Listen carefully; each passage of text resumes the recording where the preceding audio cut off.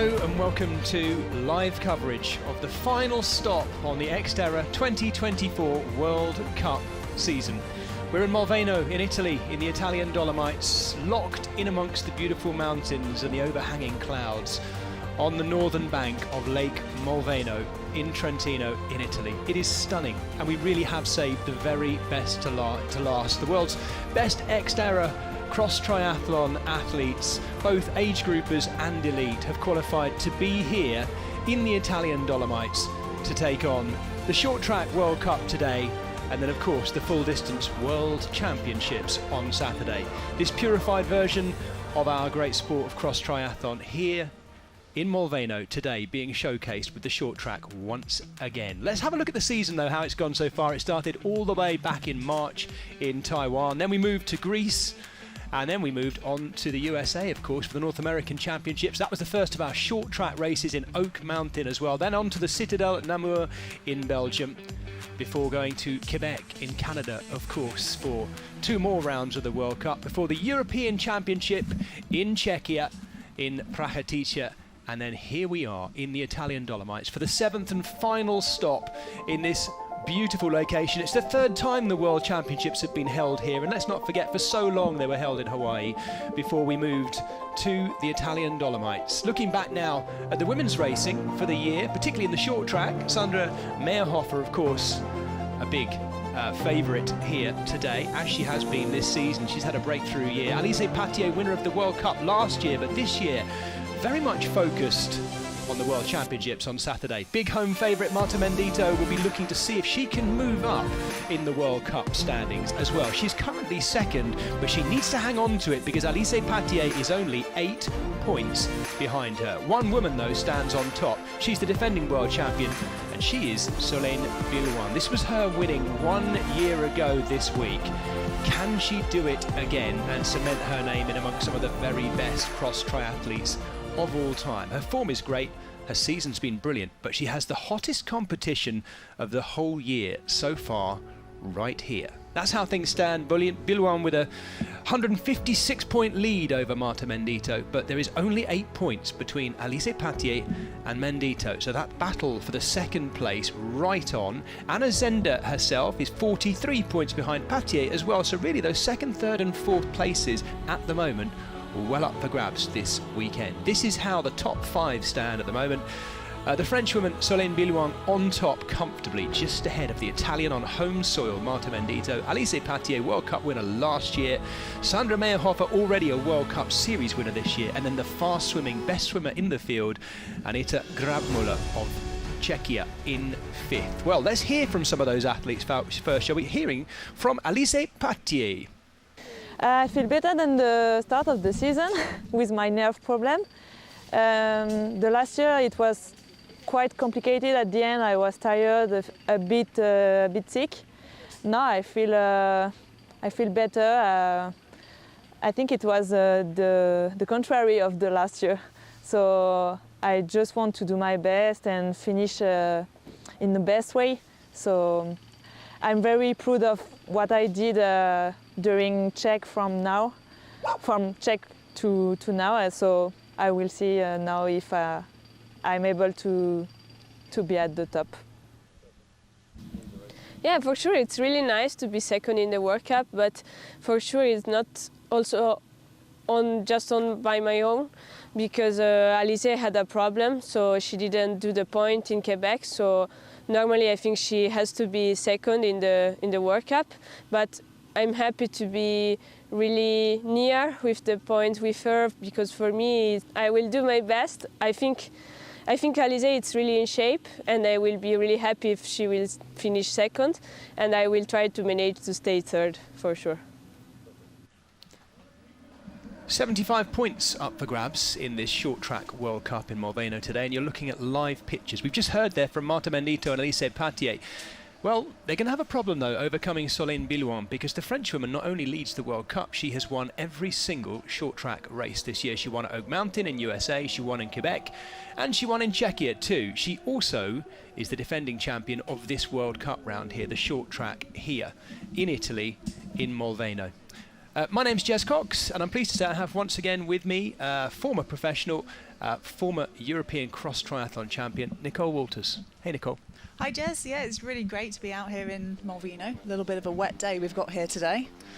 Yes, it is just very damp. These pictures brighten things up a little bit. Let's look at where they're going, though. This is, of course, our short track race. It is incredibly quick.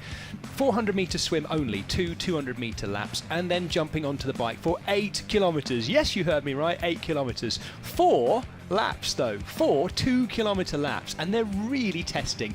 Very grassy, as you can see. That grassy knoll that juts out onto the northern edge of Lake Malveno here is very slippery. It's quite long grass. They've got a jump ramp to go off to, 2 bits of boardwalk berms as well. It's not crazy technical, but it's certainly technical enough to sort out the best bike handlers from the worst in this elite field, and we will look out for any chinks in the armour. This is the run route. It basically goes around the inside of the kind of most western edge of the bike course itself, then extends back up into the town a little bit round the edge of the double pump tracks which are there before finishing on the edge of the beach. And yes, I said beach because it's absolutely stunning. The light kind of crunchy sand on the northern bank of Lake Malveno. These live pictures do it no justice at all, do they, Nicole? Because it is a stunning location. All week so far we've been enjoying the bluey green waters of Lake Malveno, and I do hope you get to take some of that in with us, because it is stunning. It's just the weather's turned a bit nasty. This is our start list. The lady, as I say, who's won every single short track round this year is topping it, of course, Solène Billouin. We have 29 athletes ready to take the start, and they're going to be starting fairly soon. We'll be lining them up. But, Nicole, we really have got the best here. There's no one missing, is there? We could say amongst the men that Arthur Farissier is missing, but amongst the women, everyone's here, aren't they?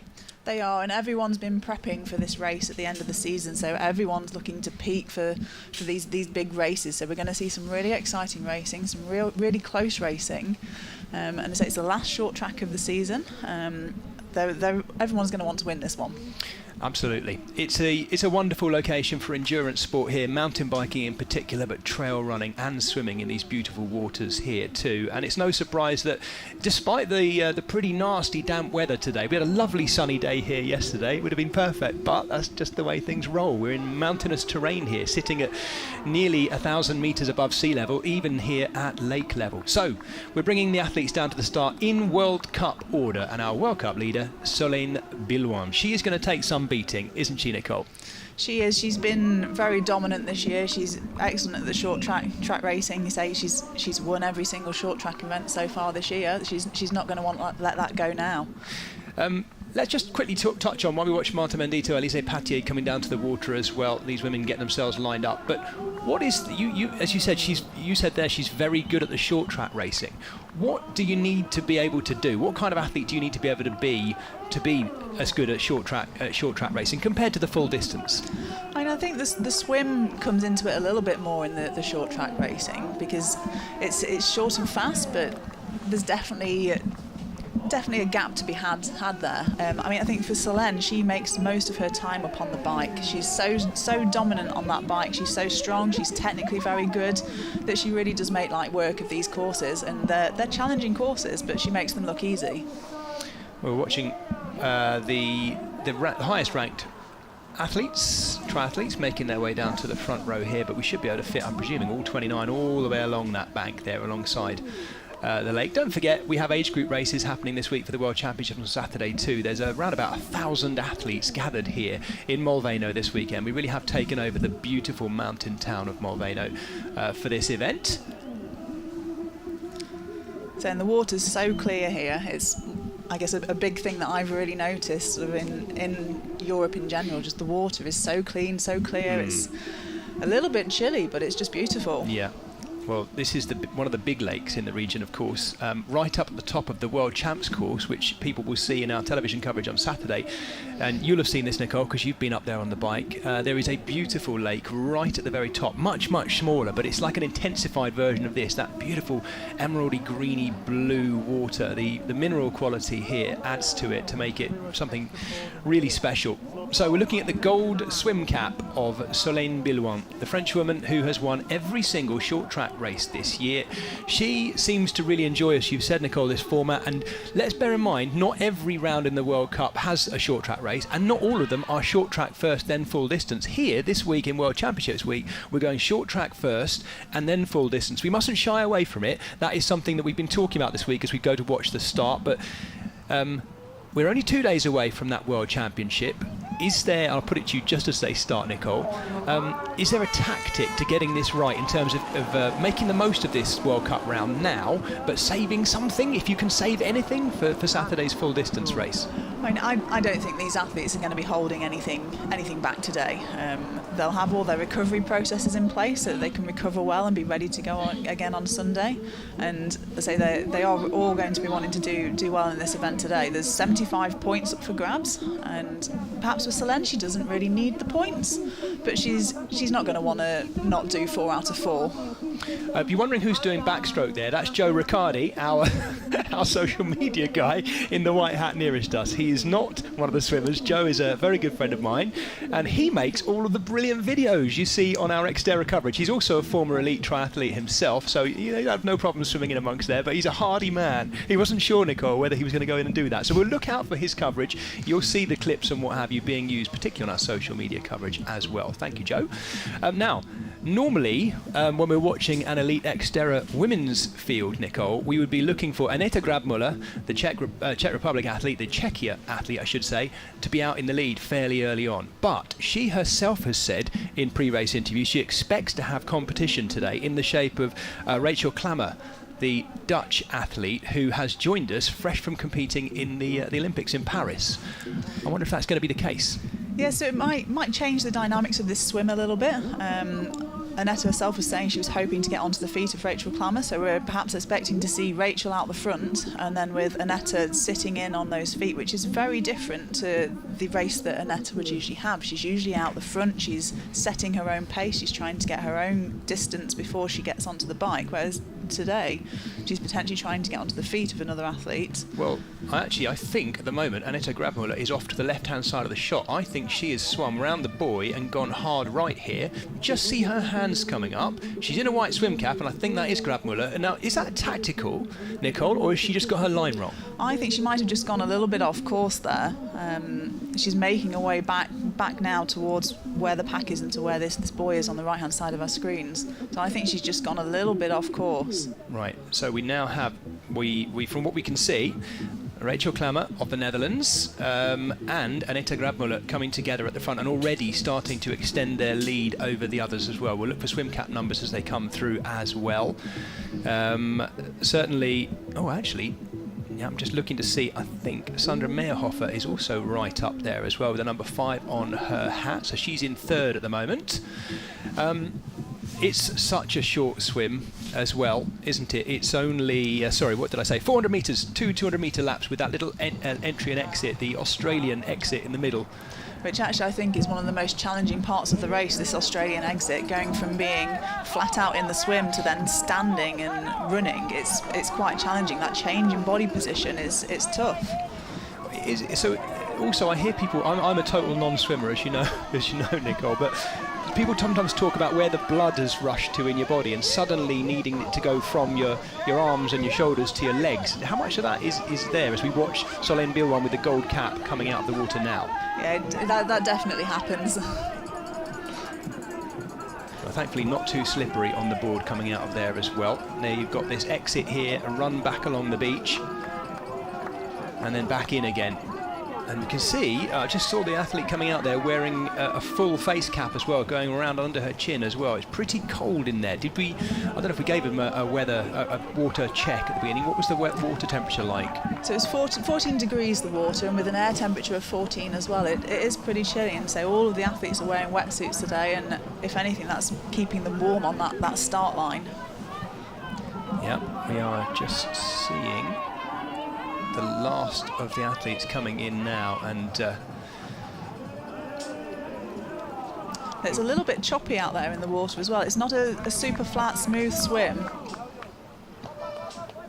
No, it certainly was very still yesterday while we saw athletes practicing yesterday. Today, as you say, much more choppy. It's quite a platform to dive from as well. It's not a small dive they've got to do in there. No. So this is playing out as expected. I think we've got Annetta and Rachel up the front, and it's a good swim from Sandra as well. She's definitely improved her swimming over the last couple of years to be one of the front athletes out of the water. Yeah, for sure.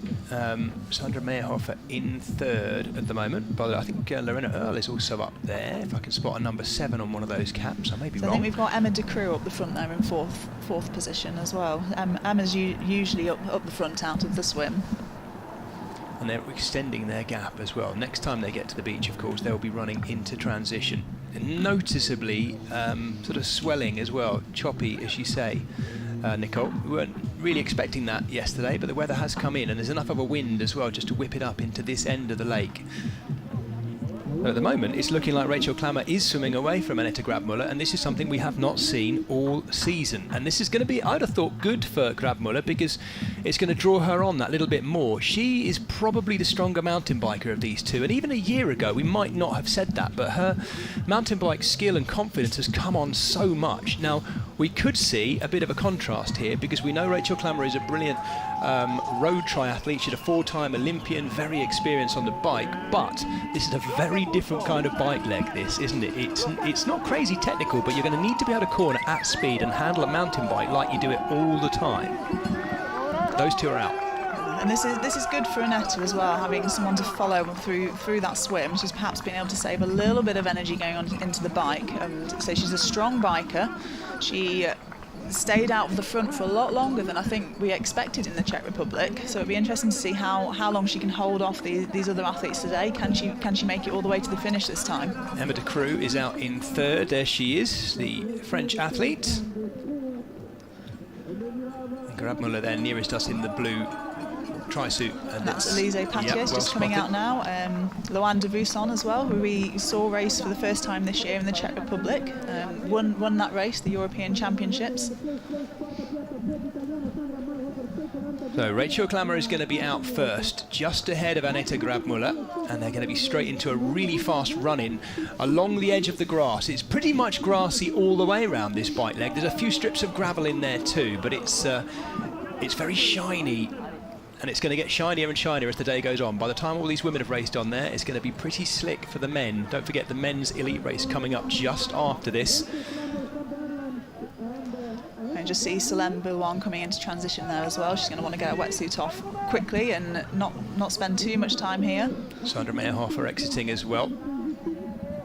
A lot of the athletes choosing to put their shoes on in transition here as well. I've not yet seen, there we go, Anna Zender's shoes on the bike. So there's a mixture today of what the athletes are choosing to do. Nicole, what would you do? I would probably be putting my shoes on in transition here so that I'm then not wasting any time once I get onto the bike. Yeah. So it looks quite slippy over that bridge, and yes. I'm not going to be wanting to be playing around with shoes, I don't think. And these athletes are coming right past our commentary point right now, because for the first time this season, Nicole and I are actually on site in Italy. And we are just behind where in fact the riders are riding right alongside our tent right now. We can hear the whiz of Annette Grabmuller's tyres as she goes along the edge of the beach as well. So they go beach side on the way out, and they come the other side of this green grass on the way back. But they're turning up onto what cyclocross fans will recognise as a very cyclocrossy course. Open grassland that the tape is demarking a course around for these athletes. And then they go over some man-made features, and in amongst them a pretty tasty jump, and also I don't know how to describe it, Nicole. It's almost like a kind of series of logs, a log jump that has a lip going up onto them that leads into a berm on the way down as well. It's going to be a real test of bike handling.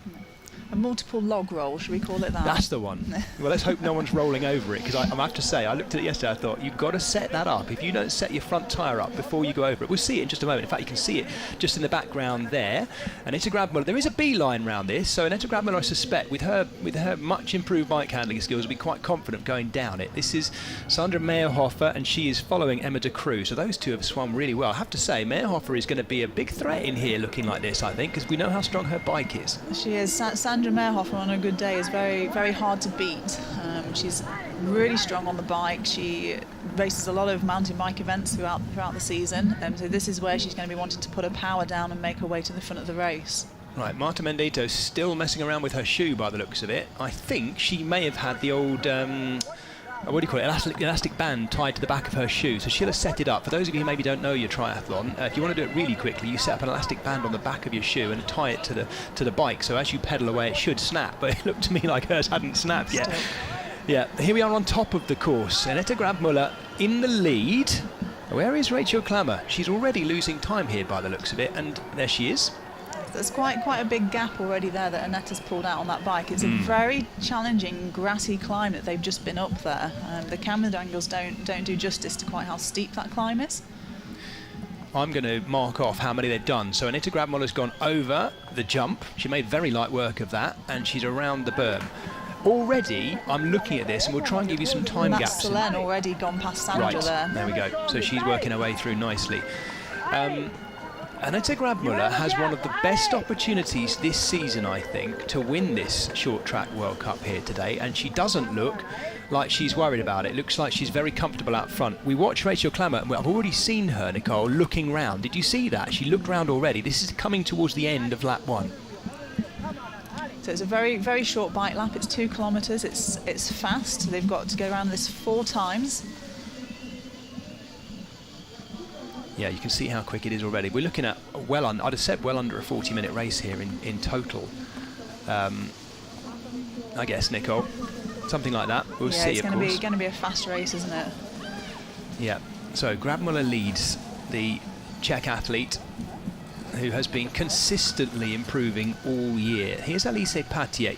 She's said quite clearly she's not worried about the World Cup this year, despite the fact that she's come into this in 3rd place and a good chance today to move up to 2nd and overtake Marta Mendito. Now, where is Mendito in comparison to Patier? We need to keep an eye on that, don't we? Because there are 75 maximum World Cup points available here today, but there are only 8 points between those two, and despite what Alice Patier says, I think she'd probably be quite happy to have moved up 1 place into 2nd. There she goes going through, so she does appear to be ahead of Marta Mendito at the moment. Loan de Voisin coming towards us, the athlete who's come back into the XTERRA Elite game quite late on in this season, but with massive effect. So she was very dominant out in the Czech Republic to win the European Championship, so it's some time away, certainly hasn't done her any harm. She's come straight back in, and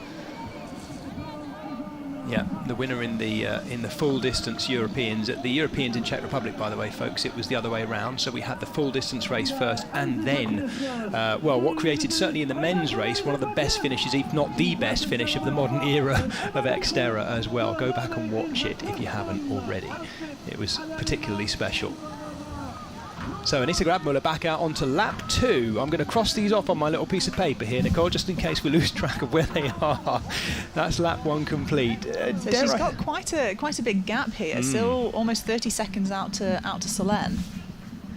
Yeah, well, she has been getting better and better at the short track racing, Grabmuller, this year as well, and she's been so close to the win as well. She was 2nd, let's not forget, at the full distance Europeans, which she seemed surprised by, but she's quite a modest athlete, and I think that comes across in the interviews that you'll find at xterraplanet.com. Do you know what I mean, Nicole? She is still seemingly finding her confidence as an elite athlete, and she's got every reason to. I think her big result this year came in Greece. She was 2nd place in Greece, and for her that was a surprise. But then she's continued to follow up with those podium positions and still been surprised by it. Whereas I think now she deserves a place here. She knows that she should be up there on the podium, and it shouldn't be a surprise to her anymore that she's out the front of this race. Right, we're seeing the standings after lap 1 there. In actual fact, it's already changed because Solène Billouin is now up into 2nd. There is Klammer in 3rd, but noticeably immediately slowing down, and Patier closing in on her. So the Paris Olympian, Rachel Klammer, looking like she's moving backwards through this field a little bit, and that hard opening swim for Anita Grabmuller here seems to have worked. She still has a very quite low in the saddle style, I think, on the bike, but it seems to work for her as well, because her bike has come on and on and on all season. And she's onto the high part of the course now. By the way, this part of the course you're seeing now, folks, is going to be used in the first ever Youth and Junior World Championships on Sunday. It closes the whole of World Championships week here in Molveno as well, and you'll want to be with us for that because Nicole and I are bringing you the live feed of the junior and youth races to close things off on Sunday too. And the youngest of those, the 14-year-olds, use this part of the course. So it'll be pretty spectacular. Heavy front wheel landing for Anita Grabmuller. It looks quite slippy going off of Yes. that jump, doesn't it? All the wood getting wet, and there's chicken wire across it, but I'm not sure how much extra grip that really gives you. Well, I think we're seeing here, as we watch Elise Patier, an illustration. My goodness me, I don't want to see any more of that jump. It is getting deeper. I think what's happening, Nicole, is as they're compression landing, on that yes, landing, yes, isn't there? yeah. There's a dip there after it anyway. Understandably now we're going to stay with the jump, but I think it's deepened in these wet conditions too. Grabmuller closing in on halfway through this bike leg, and she still leads. Sandra Meyerhofer looking to stay with Elise Patier. If you can hear the shouting, folks, it's because it's coming from right behind our commentary point where these riders are right now. It's nice to hear it just outside our little tent, even though we're hemmed in, trying to keep out of this rain. There's our World Cup leader in a very understated skin suit, dare I say it, Solène Billouin. Literally a red and black skin suit with pretty sparse lettering on it, which is quite nice to see. She is right up there, but not at the sharp end just yet. Patier and Meyerhofer. Meyerhofer is 5th in the World Cup standings, and well, she's only 13 points ahead of Anita Grabmuller. Grabmuller could be looking at the full 75 points here potentially today, which would move her up. Well, it would move her up a lot closer to the podium, because where is Anna Zender? The Swiss woman is a bit further down as well. We'll wait till we see that top 10 again. Here, is that Zender going through? Yes, it is. Marta Mendito and There Anna we go. Zender going through. And Anna Zender's a very good runner, actually, so I wouldn't be surprised if we don't see her start to make her way forwards a little bit more as we get into the running part of this short track today. Anita Grabmuller up over the flyovers, and they've got chicken wire on them too, but they're going to get slippery all the same. They always do. This is Emma de Croo, a French woman, in a sport which is still at the moment dominated by the French, but you'll notice from our commentary we've got a real mix of different nations represented here, including a Czech athlete leading Anita Grabmuller, who we have to say is here really on account of the fact that we have a big and a brilliant XTERRA World Cup round in Czechia, and that was what inspired her right at the beginning of her racing career to take part in her own XTERRA Czech Republic, as it was then. And that was the start of her career, wasn't it, Nicole? Which is really inspiring, because there are so many great XTERRA races on the circuit around the world now. But when we find one that's grown to the point of being a World Cup race that inspires an athlete like Grabmuller to make the switch from swimming into elite triathlon, it's exactly what the development pathway should be. Ooh, problem for Patier right on the bridge. You said it was slippery too. Yes, yeah, really slidey, that bridge. There's nothing on it for any grip. It is just the shiny wood. Right, now let's open up that conversation while we see Anita Grabmuller going out for her 3rd lap now. I didn't want to bring it up at the beginning of the broadcast, Nicole, but Elise Patier's big goal this year, this whole year for her, has been built around Saturday, 2 days' time, and we've just seen her do this. Now, these are the kind of problems you don't want. It looks like me like she survived that well, but with 2 days to go before a World Championship that her whole year is built around, that's a dramatic moment. Yeah, you don't want to be either hurting your body so that you then can't push yourself during the race, or even breaking your bike. I think keeping your bike in one piece is a big part of XTERRA racing. A lot can go wrong, from punctures, mechanicals, mud getting into your rear mech and things. Your brakes not working, and all of these things you need to look after as you're racing. Yeah, we're watching those two lock together at the moment. Sandra Meyerhofer and Elise Patier. In fact, Patier didn't notice how close Meyerhofer was when she remounted, and Meyerhofer nearly went into the back of her. Thankfully, both of them off and rolling again. And actually just making her way to the top of this climb for the third time. It looks as though she's about to lap one of the athletes at the back of the field here. But Solène is closing this gap now. She's not far away. Yep. So Bilwan is, if anything, I think noticeably moving quicker at the moment. And we watch the landings again. I almost don't want to see these shots, Nicole, at all, because I know how hard that landing is as well. It's the landing on the left-hand side of our screens here that looks like there's a big compression starting to work its way into the grass here. I'd be wanting to go off the left-hand side for a better landing. Yeah. Here's the steep chute. One thing you're not seeing from this shot is how steep and rutted that chute is. It is steep. It is, in fact, Solène Bilboin's made it look very easy there, but I think as we watch Alice Patier, she doesn't appear to have any injuries from that slip. It's the one place where I don't think there is any chicken wire across there. It's a public footpath, that, isn't it, across the bridge there. So. And some of these transfers from gravel to grass, and I guess from the gravel onto the bridge, they're starting to get a little bit slippy now. Nicole, this is a 4-lap bike course. We're about to see Annette Grabmüller head out and hear the bell on her final lap. Sorry, there might not be a bell, but she'll know she's on the last of the 4th and final lap. Here she is. This is the one thing that is interesting, as you can see it here. Solène Bilboin is catching some of the athletes who are a bit further down the field. Understandably, it's only a how long is this bike course? 2-kilometre bike course. So we're starting to eat into the back markers, and they also could get in the way a little bit, I guess. Yeah, I think the back markers will know when there's an athlete coming through that's lapping them, and they'll move to give that lapping rider the right of way on the trail. Rachel Klammer takes the chute, and she'll be going into her final lap as well, having led out of the swim. I think actually, watching where she's come from and the fact that she's not been racing XTERRA this year, has handled the bike course actually pretty well, Nicole.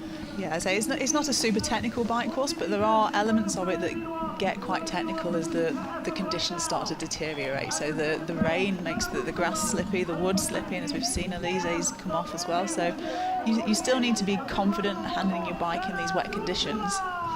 Getting the gearing right into that ramp now. I think we see it with Solène Bilboin, particularly once you're starting to get tired towards the end of this very intense effort.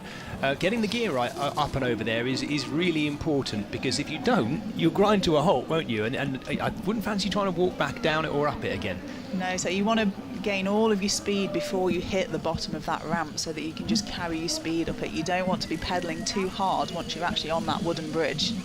Oh, Bilboin's getting closer. Now, based on this season, I'm guessing, Nicole, we would say that Solène Bilboin is the faster runner of these two athletes, between her and Annette Grabmüller. But how determined is Annette Grabmüller at this point, I wonder?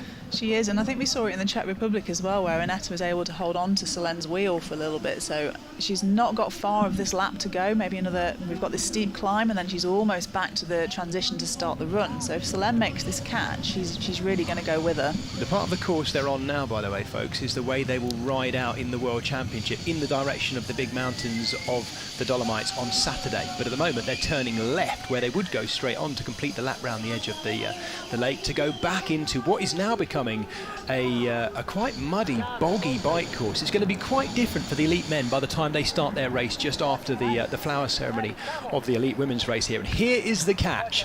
The World Cup leader and defending world champion Solène Bilboin just started to hook up with the back wheel of Annette Grabmüller. I haven't seen anyone go down the B line here. They all seem to be going over that nicely manicured, slatted berm there and back into the climb again. This is the battle for third at the moment. Alice Patier and Sandra Meyerhofer. Where is Loane Duvoisin? We haven't seen Loane Duvoisin, the European champion, really much in the race at all. So I wonder whether she's either having a bad day, Nicole, or whether she's thinking about saving something for Saturday. It's possible, I guess, but we haven't seen too much of her, which is a slight surprise to me. Yeah, there's always that question, isn't there, do I want to save my legs a little bit for that race on Saturday? But I think we can certainly see at the front of this race that neither Annette or Solène are worried about Saturday just now. No, absolutely. And that is why we have the short track races, of course, this purified version of the sport which really brings the best of what we see to them. They're both landing well there, actually, but now Solène Bilboin taking the lead, and she'll want to put the pressure on a bit now. It was only going into this final lap that we saw Annette Grabmüller look round. I hadn't seen her look round to that point, Nicole, at all. She must have known the chase was getting closer, or at least expected it. So Lise and Sandra taking on this climb for the final time on the bike. I'm not sure I've seen Sandra Meyerhofer overtake Alice Patier yet, so I wonder whether that's the tactic there. Sit on her and wait for that final run, Nicole, do you reckon? Perhaps, yeah, just wanting to buy her time a little bit. If she's confident in her run today, then by all means she's going to want to save her legs a little bit and then go for it on the run. So Patier this time going for the right-hand end, their left as they come towards us. That's the final time over the jump, around the boardwalk berm. Sandra Meyerhofer definitely looking to stay hooked up, as is Anita Grabmüller, who's already going for her shoe strap. She's undone the top strap already. Again, so I suspect that means that Grabmüller is going to look to run in barefoot, I guess, leave the shoes clipped in. Yeah, it's a little bit easier taking your shoes off while you're on the bike than it is putting them on. All you've got to do is undo that strap and slip your feet out. And I think they've just got that board to go over to get into transition, so not really any technical features left. So it's going to be faster for them through that second transition if they can already have their feet out, ready to put their run shoes on.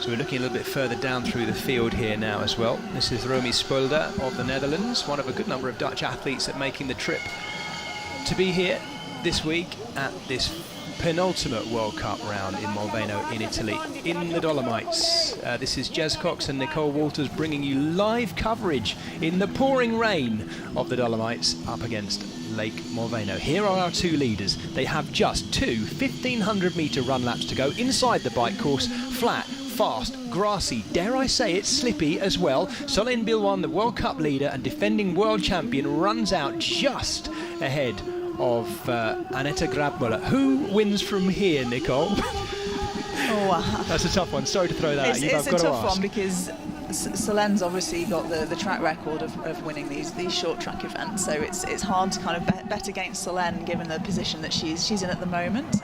But Aneta, she's been very consistent throughout the season. She's been getting stronger and stronger at these races. Hopefully we'll see a good run battle between the two of them.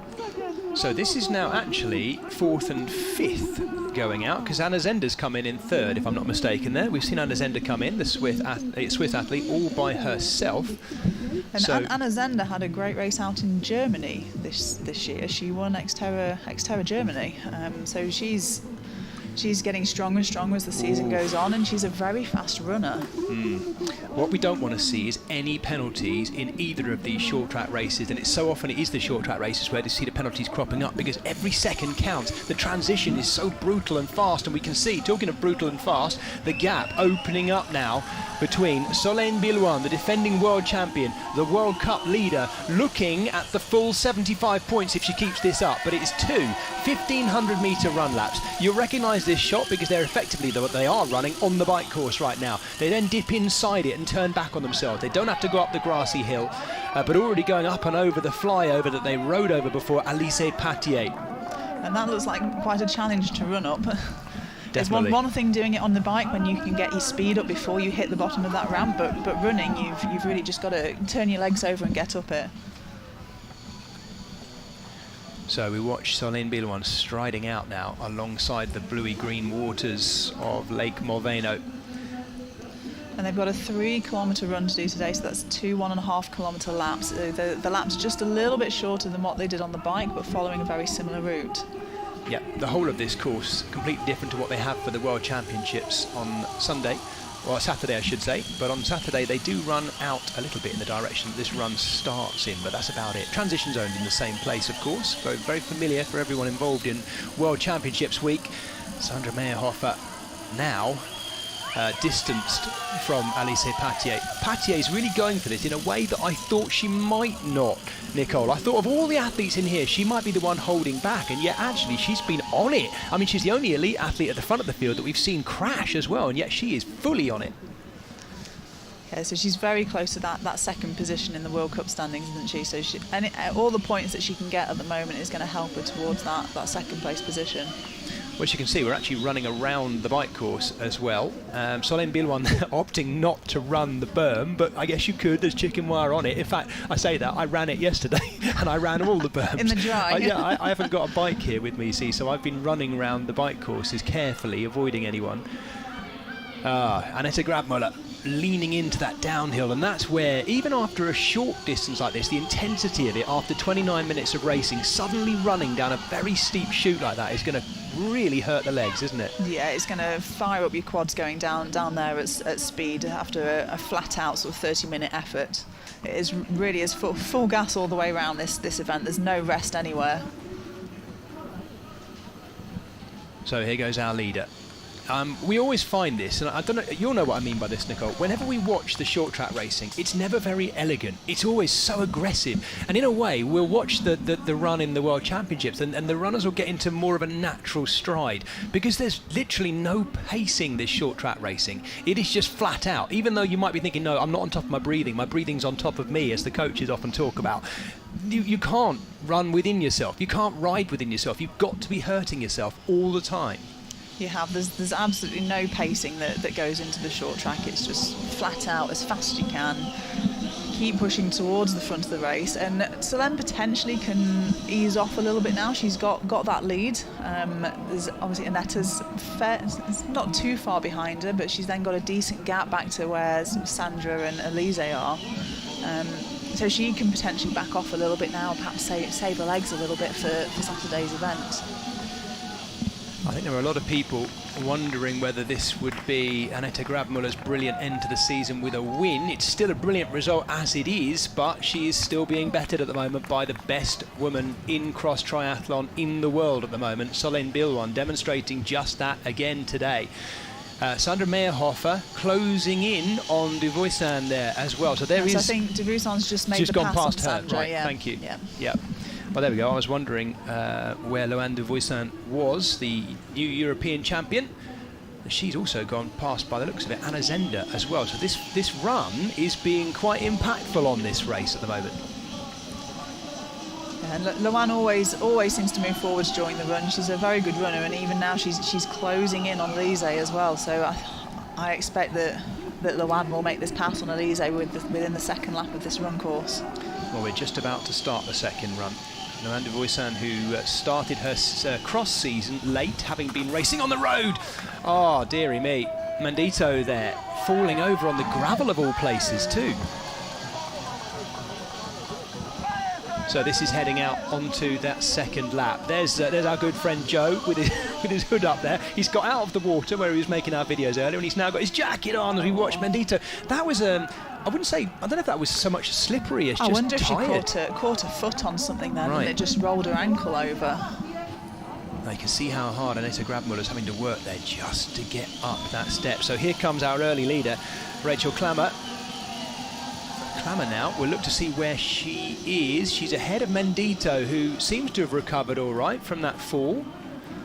Marta Mendito, let me remind you, started the day in second place in the World Cup standings with Elise Patier behind her, but only 8 points between them. So Patier is, at the moment, going to be moving up, definitely, isn't she? She won't be moving into the lead. She won the World Cup last year, Elise Patier, through relentless consistency. She's been very consistent again this year, but let's not forget, she has stated winning that World Cup has not been her aim this year, because she's already done that. It's all about Saturday's World Championship. Annette Grabmuller nervously looking over her shoulder on her final run lap now, second and final run lap for the Czech athlete, but she is being trailed well ahead now by this woman, the World Cup leader, Solène Bilwan. Annetta's still a good distance ahead of third and fourth position. Now I don't think she's got anything to worry about now. I think that second position is fairly safe for her. Don't give yourself a slap round the face, will you? There's nothing wrong with your eyesight. If you had a tipple early afternoon while you're watching this, don't worry, it's not full effect just yet. That's one of our most remote cameras, that one, out right down the edge of the beach, and lens could do with a little bit of a wipe, but you'll understand it's been atrocious conditions here today, despite how beautiful it is in Morveno. Loane De Vuissan now going through, and she is getting closer to Elise Patier as well. This podium is far from decided just yet for this penultimate round of the World Cup. Solène Bilwan into the drops, but she's going to run round. I'd quite like to see someone run over the drop and take some big air, just style it up. I think that's what I'd do. You'd definitely get in the photos at the end. around the inside of the bermed boardwalk as well, and she is closing in both on the finish and the win, setting up this week brilliantly, I suspect, ready for the defence of her World Championship title on Saturday. It's a good confidence boost as well, isn't it, going into Saturday's race with a win already under your belt?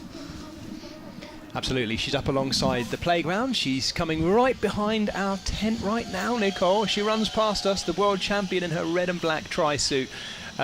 Nobody looks easy in these short track races, all the way down through the field from first to last. Everyone looks ragged and like they are literally wringing out every last drop of energy, which they are. But if anyone has made it look a bit more of a formality, it is that woman leading the race, Solène Billouin. There she is.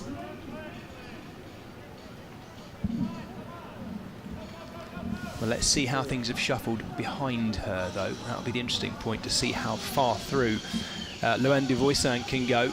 Alice Patier is being caught by de Voisin, so this is the battle for second at the moment.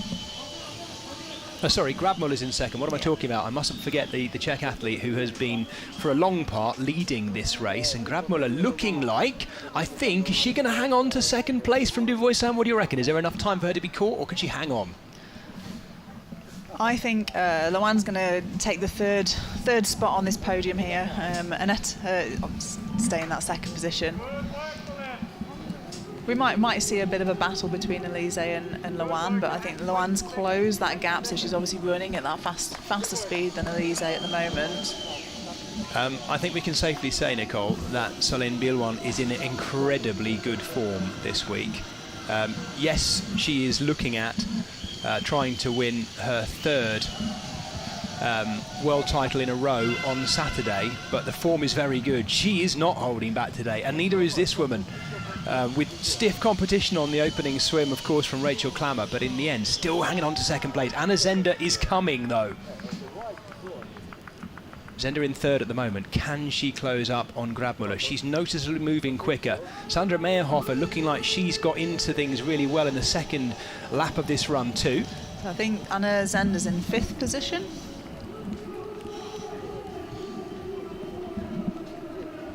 So we're looking at third at the moment. De Voisin, Alice Patier just watching her, because don't forget, if Patier is in fourth right now, which she is, we'd have to do the maths afterwards. And as you know, Nicole, I'm useless at maths, but I know there are only 8 points between Patier and Mendito in second in the World Cup standings. Here comes the winner of our short track race. It's been a brutally hard one, but Solène Billouin back on top as winner of the penultimate round of the XTERRA World Cup here in Molveno, Italy, in the Dolomites.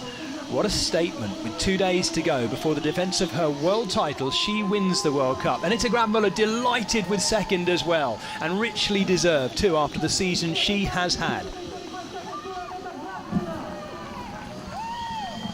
Yeah, great race from these ladies in tough conditions today. It's not nice to be racing out there in the rain and the cold, but they've really put on a show for us. Absolutely.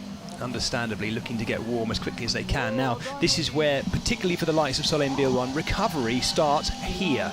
2 days to go before the World Championships. No one wants to get cold, and recovery will be absolutely critical. Loane de Voisin in a very fine third place, just ahead of Alice Patier, despite the fact that she'd had a fall as well, Patier. De Voisin in third, the Swiss athlete. And Patier, I guess we'll hear from afterwards at some point, Nicole, in terms of how she's feeling from having been off on the bike. The only one we actually saw fall off on the bike. Anna Zender coming in, I think that's fifth place. Fifth position for Anna Zender. Another good race from her.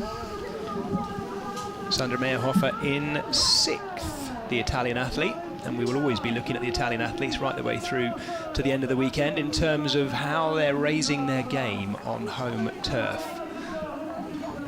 Sandra Meyerhofer, of course, getting that win in Belgium, in Namur. And we had the full distance event. And here comes our early leader. Leader after the swim, Rachel Klammer, making her start on the XTERRA World Cup here at the very end of this World Championship week in Molveno. And She is in for 6th there, I think. Nicole, possibly 6th or 7th. I'm not seeing the results popping up on our screen at the moment. We will confirm the top 10 at least for you as soon as we have it. Of course, Marta Mendito, after that 4 on the final run, 2nd place in World Cup standings. And I think after that, I'd have to work the maths out, but there's a good chance, with there only having been 8 points between her and Patier at the beginning of the day, that she's going to be moving down, I think.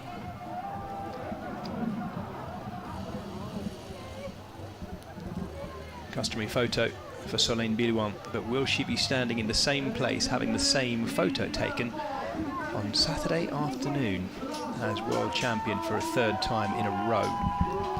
We will see. Looking at the form though, Nicole, it bodes extremely well, doesn't it? Yeah, it does. So two days out from the big event of the year to come away with a win. A good confidence boost for Solène. Emma de Croo coming in now, the French athlete.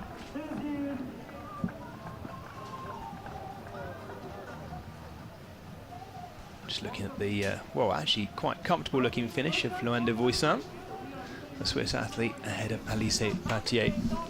And a delighted Annette Grabmüller. Nice to see as well the comradeship between these two as well, the celebration together. A little bit of a dip on the ankle there of Solène Bilouin. That was worrying, wasn't it, Nicole? I think she's all right. Yeah, just be a little bit of uneven grass, but she looks fine there. Yeah.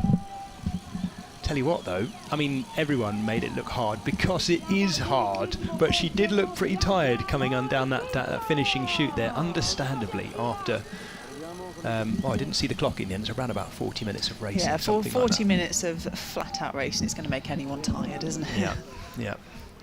Right, now don't go anywhere, folks, because you're in the right place as well to see the men's elite race. Once we've had a few interviews with the leading athletes from the elite women, and then also the flower ceremony before we roll into our men's elite race. I mentioned, of course, about Solène Bilouin going for that 3 in a row of these World Championships on Saturday.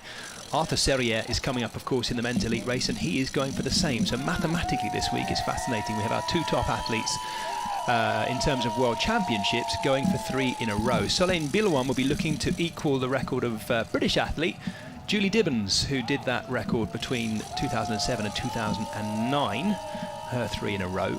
And then Arthur Serrière, though, would be setting himself a new record because he'd be the only man to ever have 3 in a row. So we're going to be going to interviews now, starting with our 3rd place finisher, Loane de Voisin. Okay, we're here with Loane de Voisin. Tell us about your race. Oh, I think we first have to speak about the condition who were just crazy. The water was so cold. I never been inside it before, so that was more a shock. But yeah, then I always had the idea to keep energy for Saturday. So I'm quite surprised to finish 3rd, so that's good. Yeah, you came on strong at the very end to come in 3rd. So what did you do on the run course to do that? But I just tried to stay on the tempo zone, so not to overpush. But yeah, then I pushed the others, and then I finished a bit like this with the legs. Awesome, congratulations. Yeah.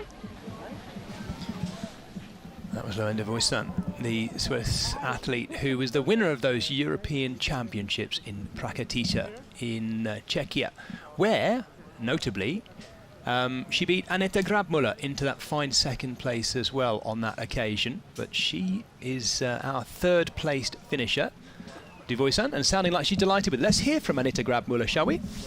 Annette, that was a crazy swim battle at the beginning. Can you tell us about that and the race in general?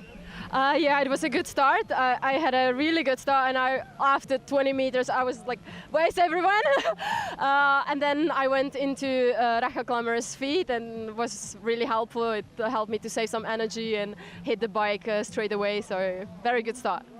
And how do you feel about coming in 2nd in the short track, and you're just cruising up the leaderboard in the World Cup?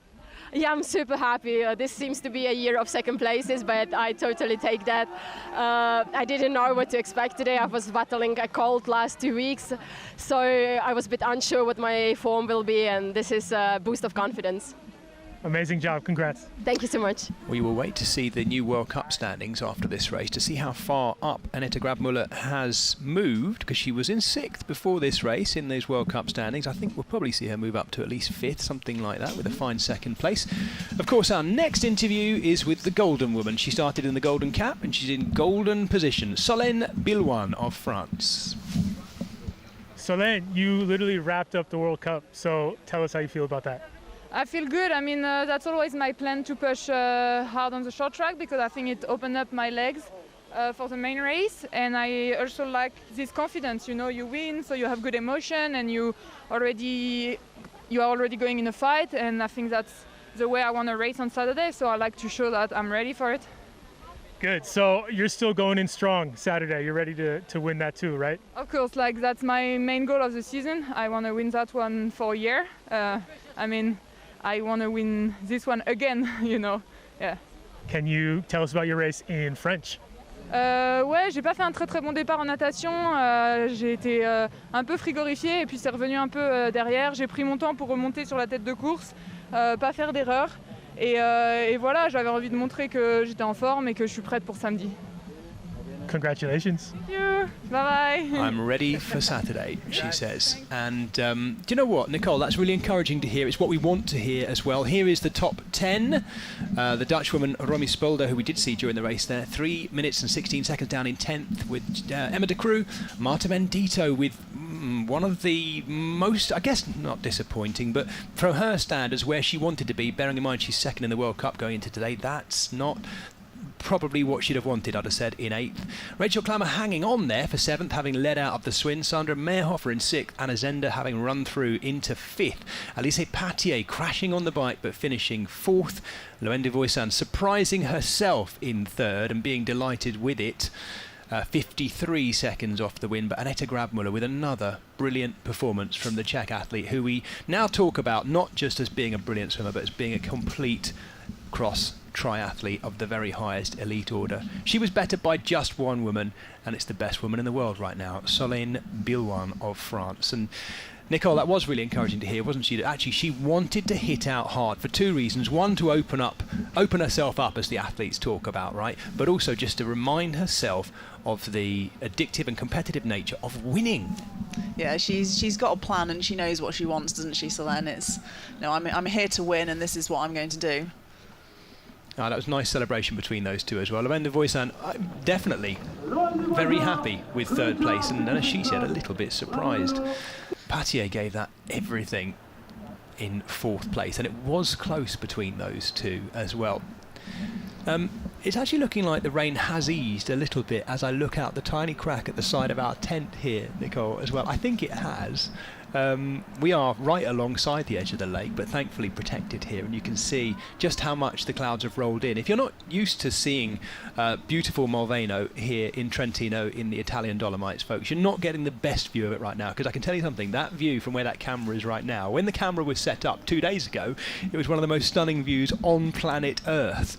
So do stay with us throughout the week, particularly on Saturday, maybe even during the course this afternoon. I think it will become even more beautiful, because this is the worst the weather's supposed to get this week, which is a nice thing, and this gentle breeze will be drying out that tufty grass which our men are going to be ripping round. They do exactly the same distance, same course as the elite women, and they are coming up not too long now. It will not be long before we start to see them getting lined up too. So there's the World Cup standings after today. Let's see who the big movers are. Yes, as I thought so. Alice Patier moving up into 2nd place behind the winner, Solène Billouin, who continues to lead. Marta Bendito moving down 1. Annette Grabmüller moving up from 6th to 5th, as I thought might happen.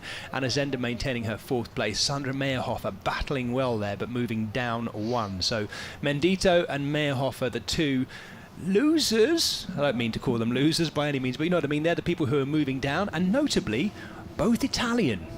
Can we read anything into that, Nicole? I don't know whether that's pressure or whether they are thinking about the big performance being on Saturday.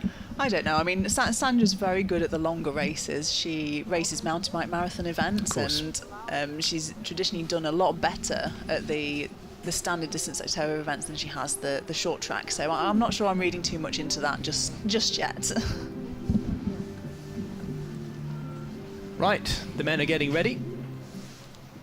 Our elite men, one or two of them having a little dip in the water just to test the temperature. Well, I can tell them how cold it is. It's freezing, as we've just heard from our elite women. I must admit, actually, because so much happens in such an intense space of time in the short track race, you almost forget how cold the swim was because they've been going so hard on the bike and run, don't you? Yeah, and they'll all be wrapped up on the podium now, keeping themselves warm, so not wanting to get cold ahead of the big race on Saturday.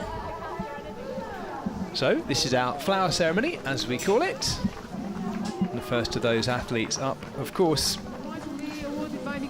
The president of Dolomites Paganella. Mette Grabmuller wearing her kind of warming outer gown there with full XTERRA colours on it. Johan de Voisin on third spot, and Mette Grabmuller looking really happy with her second spot. And Solène Billouin joins them at the top, maintaining her lead in the XTERRA World Cup with just one round to go, and that's the World Championship. She's already munching into her recovery products, and that will be key now. Nicole, what are the steps for these elite women and then the men over the next few days? I'm guessing easy on the champagne. Yeah, they won't be taking too much champagne in today. They'll be making sure they get some good food, good sleep. Often sleep's forgotten about, but it's one of the most important things for the recovery. So yeah, good food, good sleep, a little gentle spin of the legs tomorrow, either on the bike or a little jog perhaps. I'm not sure any of them will be too keen to get in the water again ahead of Saturday. They're enjoying themselves though. I wasn't expecting it to see it after a really tough morning in the hammering rain 2 days before the World Championships. Do you know what? They're already soaking wet, aren't they? Yeah, why not? Why might warm them up a bit actually. But I think, oh, there you go, Mette Grabmuller is having some of her champagne as well, and Solène Billouin saying, oi, hold back, easy. I thought we'd agreed. Do you know this better than anyone, Nicole, I guess, that there is something about the spirit between XTERRA athletes compared to their road-going colleagues. It's a different feel. It's always a different feel, isn't it? I think because the event itself is such a challenge, everyone's quite supportive of each other, and yes, once they're on that start line, they all try to beat each other, but outside of the race, they're all friends and all support everybody. There's a lot of camaraderie between the athletes. Well, let's have a look, shall we, at how the race unfolded, because it wasn't without drama, and it was certainly a short track extravaganza. This is how it unfolded from the banks of Lake Moveno. It was always going to be fast, it was always going to be aggressive all the way throughout. We understandably tracked the gold swim cap of Solène Billouin from the front, but two swimmers led.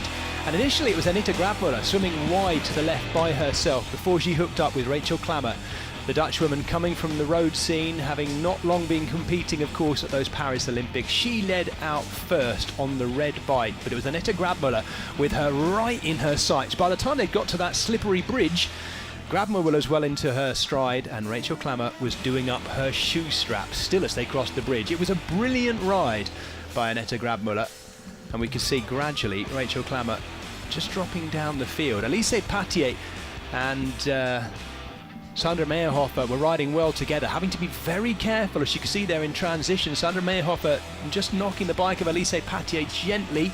The two of them having to be very careful to avoid any kind of problems there in transition. Marta Mendito with a fall. Thankfully for Alice Patier, we haven't looked back at her fall because it wasn't great. Didn't look nice, but she survived well. And Solène Billouin survived best of all of them because she was the winner, and a delighted celebration with Mette Grabmuller, the two top women in short track today at the final short track race of the World Cup Series. Solène Billouin started on top and finishes on top. And that was our podium. Elite women's race done for the World Cup today. The final round of the World Cup is, of course, the World Championships. You're looking at the far northern end of Lake Moveno, and that's where the World Championship races on Saturday actually go around that inlet that you're looking at right there. They have to do a complete lap of that before they then turn left to the left of the bridge, as you're looking at right now, and head back up the mountain.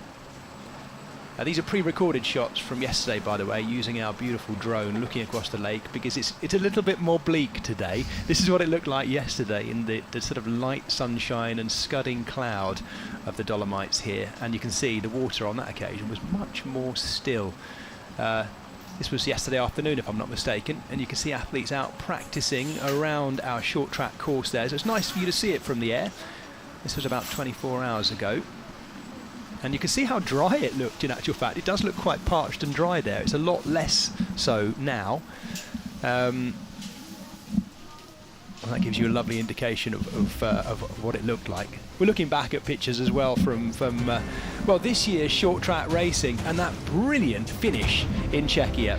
Arguably one of the best finishes of short track racing in its history at World Cup level as well. So we're looking now at the big favourites as well. Jens Emil Sloth Nelson right up amongst them, the Danish athlete. He was not happy with the penalties he received at the last round, but that's the way things go in racing. Looking all the way back now to the beginning of the season in the Kenting Highlands of Taiwan, and well, it was already the start of Felix Farisier's brilliant year. Jens Emil Sloth Nelson picking up pace all the way through and getting quicker and quicker, particularly on the run. His biking ability is undoubted and always has been, but his running has been improving and improving. The thing is, so has Arthur Serrier, who started the year slowly, had a big altitude camp in the middle of the summer, and has come back incredibly strong here in autumn. Arthur Serrier is going and aiming to become a 3-time world champion on Saturday. These are the World Cup standings going into this, the penultimate round of the XTERRA World Cup. Felix Farisien leading. His brother, Arthur, who's been injured for quite a long time now this season, still there in 5th. Jens Emil Sloth Nelson in 2nd as well. There are 66 points between Felix Farisien and Jens Emil Sloth Nelson. Arthur Serrier, the double world champion, really focused on regaining his world championship title on Saturday. And look at this, Sullivan Middaugh, the young American, still right up there in the standings, despite the fact that he's missed quite a lot of rounds this year. He raced extremely well at Oak Mountain. Let's hear, though, from some of those leading athletes. Yeah, the short track is really exciting because it's really short race and the action is really packed, and everyone can play something on this short track. Like, even if you're not a good swimmer, you could be at the front at the beginning of the bike because it's super short. So yeah, it's always something really tricky. Here I'm just expecting to don't fall, don't injure myself, and have a nice race. Sure, I think the weather conditions plays into the race a lot. I think I think it is that it's not affecting me as much as it's affecting some of the others. I can still carry a lot of speed and I'm not too afraid of the cold. So I don't mind too much in my approach to the race how the weather is. And I think it seems that we will see Mother Earth showing her grit this weekend. So yeah, I don't mind too much about that, but it's probably an advantage for me. Mother Earth has shown her grit, and she's quite fierce too. Nicole, we've just heard there from Jens Emil Sloth Nelson and Arthur Serrier, so 2nd and 3rd in the World Cup standings. Tell us about what happened, though, at this short track race last year between those two. Yeah, last year Arthur and Jens were both coming around into that finish straight. Unfortunately, Arthur went the wrong way, and then Jens was then left free to take the win. Yeah, unfortunate. I think we would have seen a real good sprint finish between the two athletes. But you know, you've got to know where you're going. You've got to know the course. That's part of racing.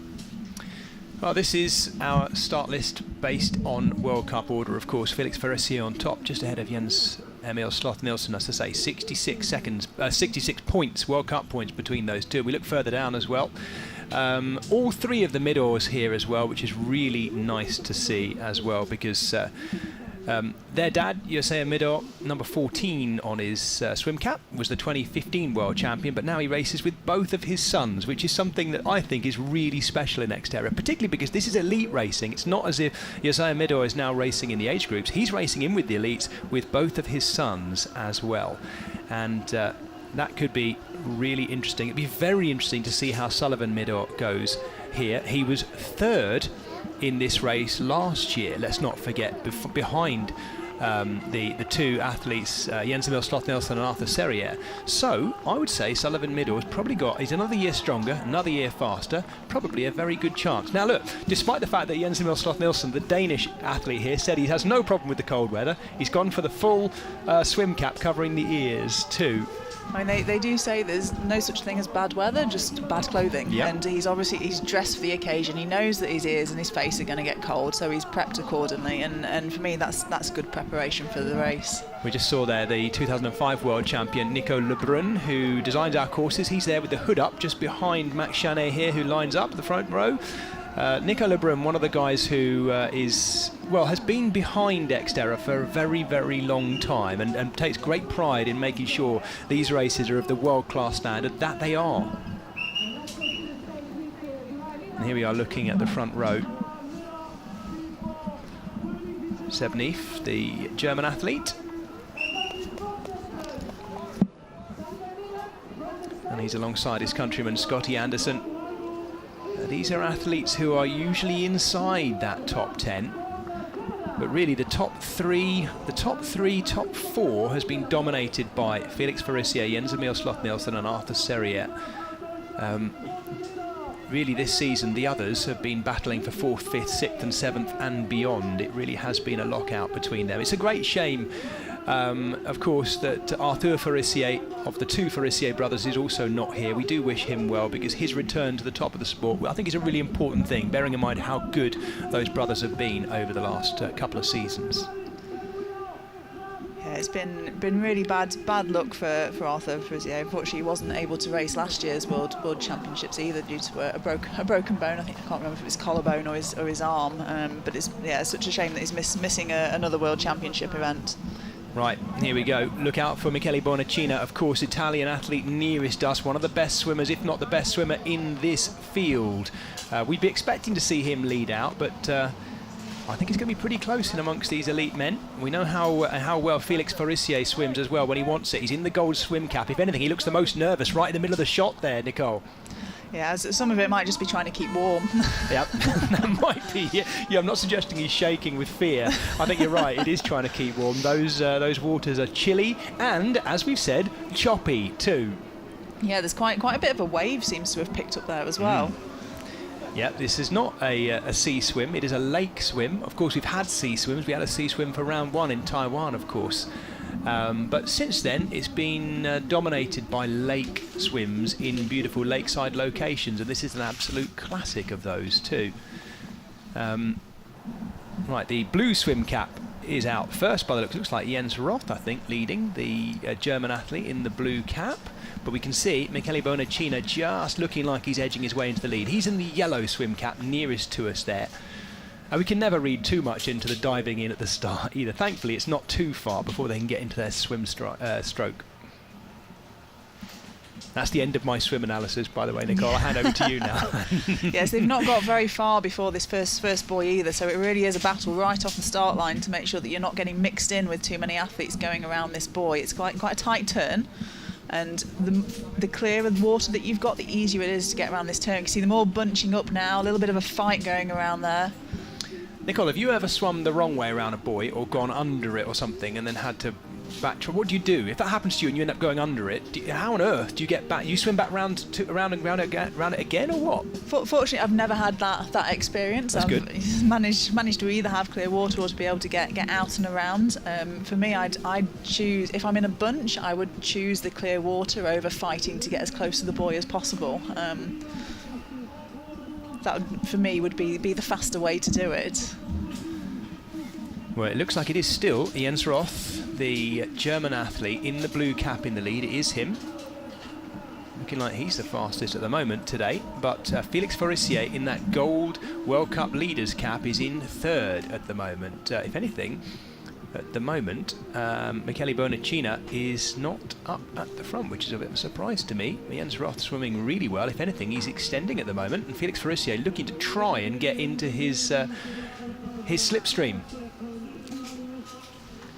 Yeah, and we've got this Australian exit coming up now, where they're going to have a very short run around to get back into the water again, and be interested to see if there's any position changes actually while they're running. Yeah, I think it's worth explaining if you're watching, and I know lots of you might be watching this week's this World Championship weekend in the XTERRA World Cup Series for the first time, you might not understand why we do this Australian exit. There's a number of reasons for it. One is quite handy for us because it makes the athletes go over a timing point, so we get an accurate timing point and an accurate measure of who's up there at this point in the swim. But also, as you mentioned, Nicole, it is an extra physical element that makes it that bit harder as well. It does, and with it being they've only done 200 metres up until this point, and it's 200 metres flat out right off the start line. So then suddenly coming out and running it's tough on the body to go from that change in position from the horizontal to the standing. It's also quite nice for the spectators to have this exit as well. If you're watching a family member or a friend, you can really see where they are and you can cheer them on as they get around for that second lap. Well, last out of the swim will be Seb Carabin. And that's not a great swim for the Belgian. Maybe he's holding something back. The big surprise to me was Michele Bonacina, who was miles down there, the Italian athlete. So I'm wondering whether maybe he's holding something back or there's something we've missed maybe. But Bonacina normally we'd be seeing right up there. He's well down the field today. Perhaps he didn't get a very good start and he was then sort of bunched in going around that first swim buoy. Well, Jens Roth still leading at the moment. Right up there, Max Chanet having a great swim in third with the number 4 on his cap. He has Felix Faricia alongside him. Now, Max Chanet has been saying, and we had an interview with him on our YouTube channel just recently in the run-up to these World Championships, just saying like he doesn't feel like he's been performing at the level that he is capable of, and he's looking at this week here, World Championship week, in Italy, to just remind people just how good he actually is, Chanet, and he's doing that at the moment. He's up in third, and we know how strong his bike leg is as well. He's a brilliant bike handler. So this is a good start for Chanet in the orange swim cap. So there seems to be quite a big group forming at the front there. So this next element of the transition is going to be really important. It's going to decide sort of the positions going into the bike course. I'll remind people this is a 400-metre swim here in the short track race. It's 1,500 metres for them to do in the World Championships on Saturday, so this is a really short, sharp swim. But it can make a difference, and it can make a difference on a course like this, as we saw, of course, in the women's race with Aneta Grabmuller, where getting out into the lead can be very beneficial for your overall race because you're able to take kind of clear trail in front of you on the mountain bike and settle into a rhythm as well, not having to be chasing all the time. I guess, having said that, Nicole, some athletes, like we saw with Loane Duvoisin there, quite like to have athletes in front of them to be chasing down. Sometimes leading can be the worst thing mentally. Yeah, some athletes like having that little carrot in front of them, don't they, to chase and to really push them on. I mean, I think Loane was perhaps taking it a little bit easy today ahead of Saturday's event. I think she's perhaps more focusing on that one. So Jens Roth, the German athlete, leads out first, but there's tiny gaps behind, and the gaps actually are small enough for someone. When we've got a wetsuit swim like this, they're small enough for some of these athletes to make a big difference in transition. We could see a completely different athlete coming out first. Here they are all in together. Felix Faricia in the gold swim cap there. And what's the technique here, Nicole? Is it roll it halfway down and then, how are you getting it off? I know everyone does it slightly differently. You do whatever you can as you're moving, so you can take that top half off as you're moving, and then you go for the hat and the goggles. You don't want to be taking your hat and your goggles off and then having to hold them as you're taking your wetsuit down. So it's wetsuit, hat, goggles, rest of your wetsuit, and then as you're taking the bottom of your wetsuit off your ankles, you can be putting your helmet on. So there's things that you can do at the same time to save you time. And the athletes would have practiced their routine for the transition over and over and over again, so they can almost do it in their sleep, so they can be really fast through here. Transition isn't somewhere that you want to be wasting time, but it's also somewhere that you don't want to rush. If you rush, you start to get things wrong, so it's smooth and fast. There's a big pack just gone out. Arthur Serrier was right on the back of it. Here is Jens Emil Sloth-Nielsen, winner of this race 1 year ago. You can see him nearest us with the white skin suit top, black shorts. He's got to get everything neat and tidy in that box. If any of these athletes, and he knows this as well as anyone, if he leaves stuff hanging out or all over the floor, he will be receiving a penalty. So he's very carefully made sure his wetsuit is fully in the box, not dangling out onto the grass. So you can see he's doing his shoes at the same time as his helmet there. Right, so these are the leaders out, and this is really interesting because we have Richard Murray, a name and a face that will be very familiar to triathlon fans the world over because he's been a big player in road triathlon, particularly at Olympic distance and at Olympics themselves over previous years. All of the athletes here being very careful on this bridge. My suspicion is word has gone out about Elise Patier's crash on there. And you notice there, we've just seen Federico Spinazzi go through, and he is rolling a 1.5-inch tyre. I'm not sure how many of the athletes have done that, but it's nearly a cyclocross tyre. It's really narrow. I did hear that some of the athletes were riding 1.5s, and if you watch Spinazzi, he's definitely doing that. Yeah, so it'll give them a little bit more grip in some of these greasy conditions here, having that narrower tyre. Richard Murray here, by the way, I'll point this out, is now racing for the Netherlands. For most of his racing career, he's raced as a South African athlete. He's now representing the Netherlands. And, well, he was 4th at Rio. And he did race for the Netherlands at the recent Paris Olympics, where he was 44th. But a big player during the Brownlee era as well. One of those athletes, Nicole, I guess, who, if the Brownlees hadn't been around, would have won so many big titles, wouldn't he? Yeah, definitely. Right. We've got a big group at the front of this race here, and I think Arthur Serrières is just trying to make his way a little bit towards the front of the race. It'll be interesting to see how far back Jens is, because he seemed to have quite a few athletes in front of him in transition, and it's hard in the short track to make your way to the front because there's not loads of overtaking space. Felix Farissier is doing exactly that. For the first time, Felix Farissier, our World Cup leader, comes past Richard Murray. Richard Murray looking really good. I must say, I wasn't expecting to see him so far up today, and so far he's handling the mountain bike really well. Max Chanet in 3rd there too. And we don't usually see Felix at the front of the race at this point in the race either. He's usually coming through a little bit further towards the end of the bike, so he's in a really good position right now. Let's watch them over the jumps for the first time. Felix Farissier over there, Richard Murray, if anything, styling up a little bit for the crowd who are gathering around the jumps. They're around the boardwalk berm. Max Chanet likewise. I'm just looking to see who we've got there in 4th as well. Is that Jens Roth? That's Arthur coming through now. Yep. Right, so where is Jens Emil Sloth-Nielsen? As it always is, we look to see where the big Dane in the white top tri-suit is chasing his way through, because he will be chasing his way through. Let's not forget he won this short track race here in Molveno 1 year ago. Richard Murray goes through, still hanging on to Felix Farissier. Let's look at Felix Farissier's short track record this year though, Nicole, and it is good. As you say, normally working his way through, as we see Serrières coming through. He was Farissier was 2nd in the short track at Oak Mountain. He was the winner in Quebec, and he was the winner in Czechia as well. So we have to class him as a short track specialist in amongst all his other specialisms. Yes. But no, he's got company up the front today with Richard Murray, but Maxime Chanet not too far back. Yeah, Max Chanet rocking a super wide bar there. I'm not sure how that's looking like, nearly what, 80 centimetres or something like that. Extra leverage and grip maybe in these slippy conditions as well. Now, it looked to me, last time I saw it, like young Sullivan Middaugh was working his way through too. There he is, the American, just on the back of what was our front group. We're seeing them at the end of bike lap 1 over the timing. Felix Farissier leading. Look at that French domination of the top 6 there. Look at it. Richard Murray, the Dutchman, former South African, in 2nd. The only one who's in there. There's Jens Emil Sloth-Nielsen coming through as well. So, Middaugh in 7th. The leader out of the swim, Roth, in 8th. Spinazzi in 9th. And Sullivan Middaugh in 10th place as well. Yeah, so a really fast bike lap here. It's 2 kilometres. They've got 4 laps to do.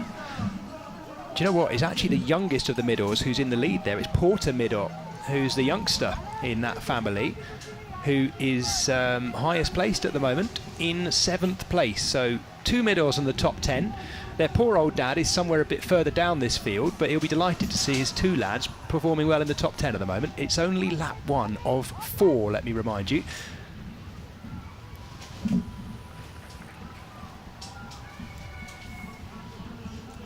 And Maxime Chanet just bridging that gap up to the front here. Yes, he is. And we can see how hard that ramp up. Richard that was Murray just a there little has got stumble that. from Richard Murray, and that gap's just gone out to Felix, so they're going to have to work hard again to close that gap. Now, Nicole, we heard Solène Bilwan talk about how important it was to be in the winning mood this week today. You can still see Richard Murray's his elastic band is still attached, so he's losing a few watts there. We don't often talk about watts on the mountain bike, do we? But we should. Richard Murray, have a little look as he comes past us this time. But his elastic band is attached to his bottle cage. Every time he's pedalling it, it's just stretching every single time on his right foot. I always feel sorry for athletes when I see that, because it's like you are actually deliberately slowing yourself down. Oh dear. There goes Roth, our swim leader. Farissier. Sorry, what I was saying, Nicole, was we saw Solène Bilwan saying how important that was. I mean, you're right. We're not used to seeing Felix Farissier leading so quickly on the bike, and this is a brilliant start to his week, isn't it? So the swim is a little bit different today as well. We didn't see Michele Bonacino out the front, so it's been a very different race to what we're used to seeing. Which so far is playing into Felix's favour. He's got the lead already. He's perhaps not got to push as hard on the bike as he usually would.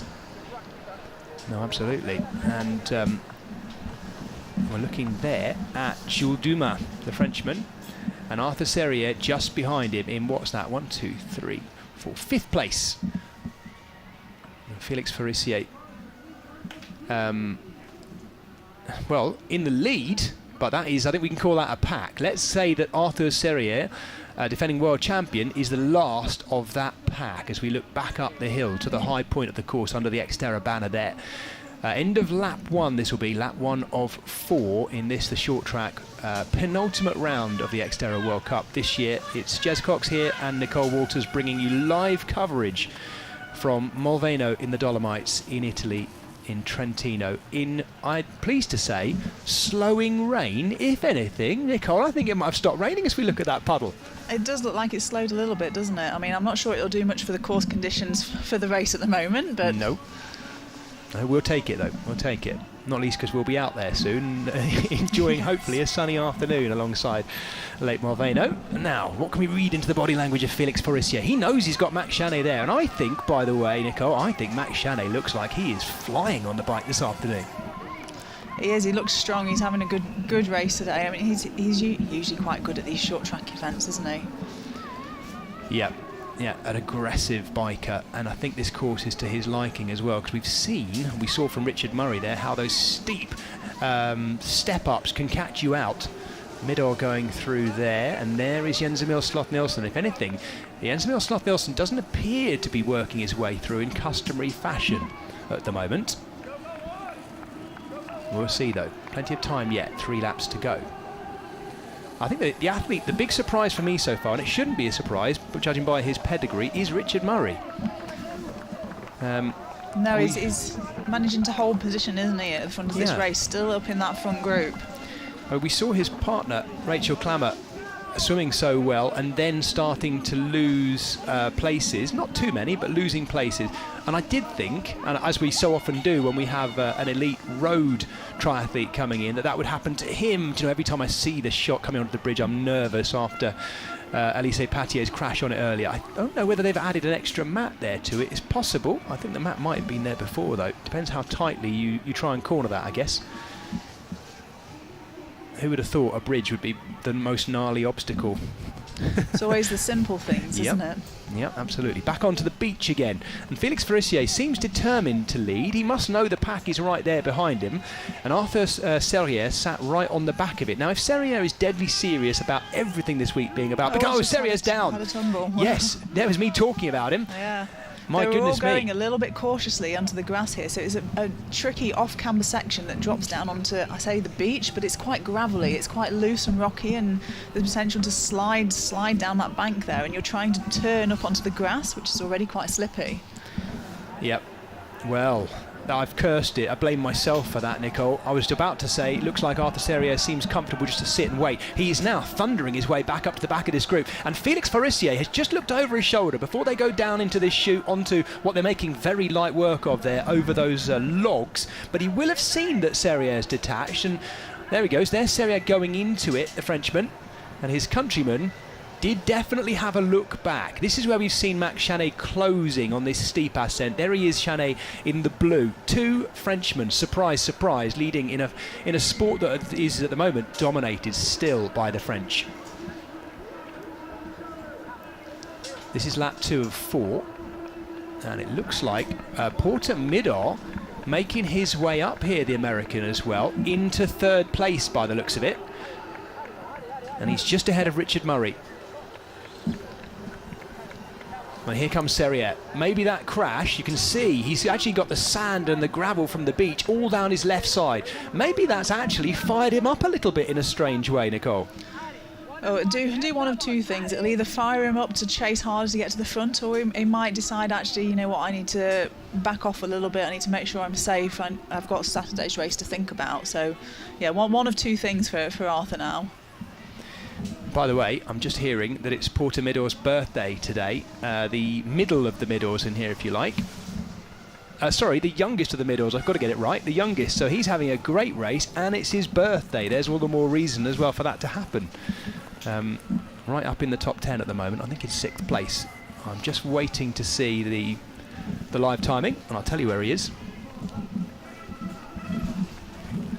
Now Arthur Serriette crashing, but looking like he's fired up by it as well.